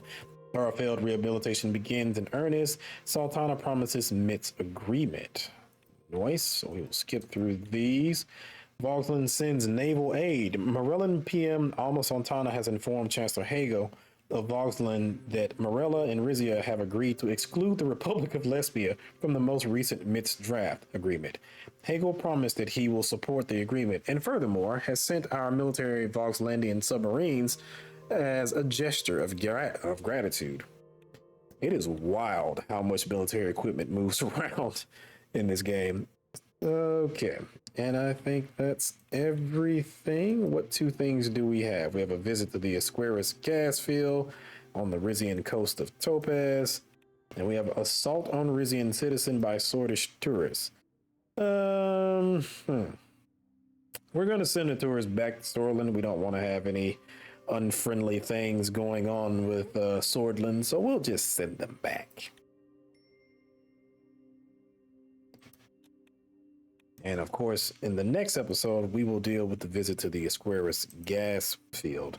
That will, of course, be where our daughter brings her boo thing up to us, and I pray to God it's not Manus Saison, because I will have him assassinated. I'll probably have him assassinated anyway. Let's see. Swordist tourists to be returned to Swordland. Rizia and Morella relations improve. With the signing of a new series of agreements between our kingdom and the Republic of Morella, an era of improved relations between our two countries has started. While we at the Herald naturally applaud our king's shrewd negotiation skills and hail friendship between neighbors as a good thing, we also question the increased influence of the wicked Melaniev on our continent. After all, Morella's president, Alma Sultana, has praised Melaniev's ideas in the past. Some might suggest that a more hardline approach against Melaniev's countries is in order to isolate them from the rest of the world would have been a better approach. You question your king? That's treason. Let's see, Rizia opts for diplomatic solution in Valenquir incident, and Rizia and Morella agree on pollution reparations. Rizia has agreed to Morella's demand for reparations as part of Morella's effort to put together a fund for environmental restoration of the damage caused by years of MITZ exploitation. Both countries will contribute significant sums of money to the revival of wetlands and increase of biodiversity in the Arafeld River area. These funds are also meant to ensure that any future economic exploitation will generate minimum population by utilizing new technologies in the gold extraction process. All right. So that's everything. And like I said, next episode, we're going to talk to our daughter. It's probably not going to be good. She's going to be highly pissed. She shouldn't even be surprised at this point, but she'll get over it. Possibly. Anywho, if you like the video, like the video. If you'd like to see more content like this, subscribe. I have a lot of things on the channel, and I will have many more things in the future. If you have any questions, comments, or concerns, please feel free to leave them in the comment section, and I will get back to you as soon as I possibly can. So, thanks for watching. I'll see you in the next one. See ya.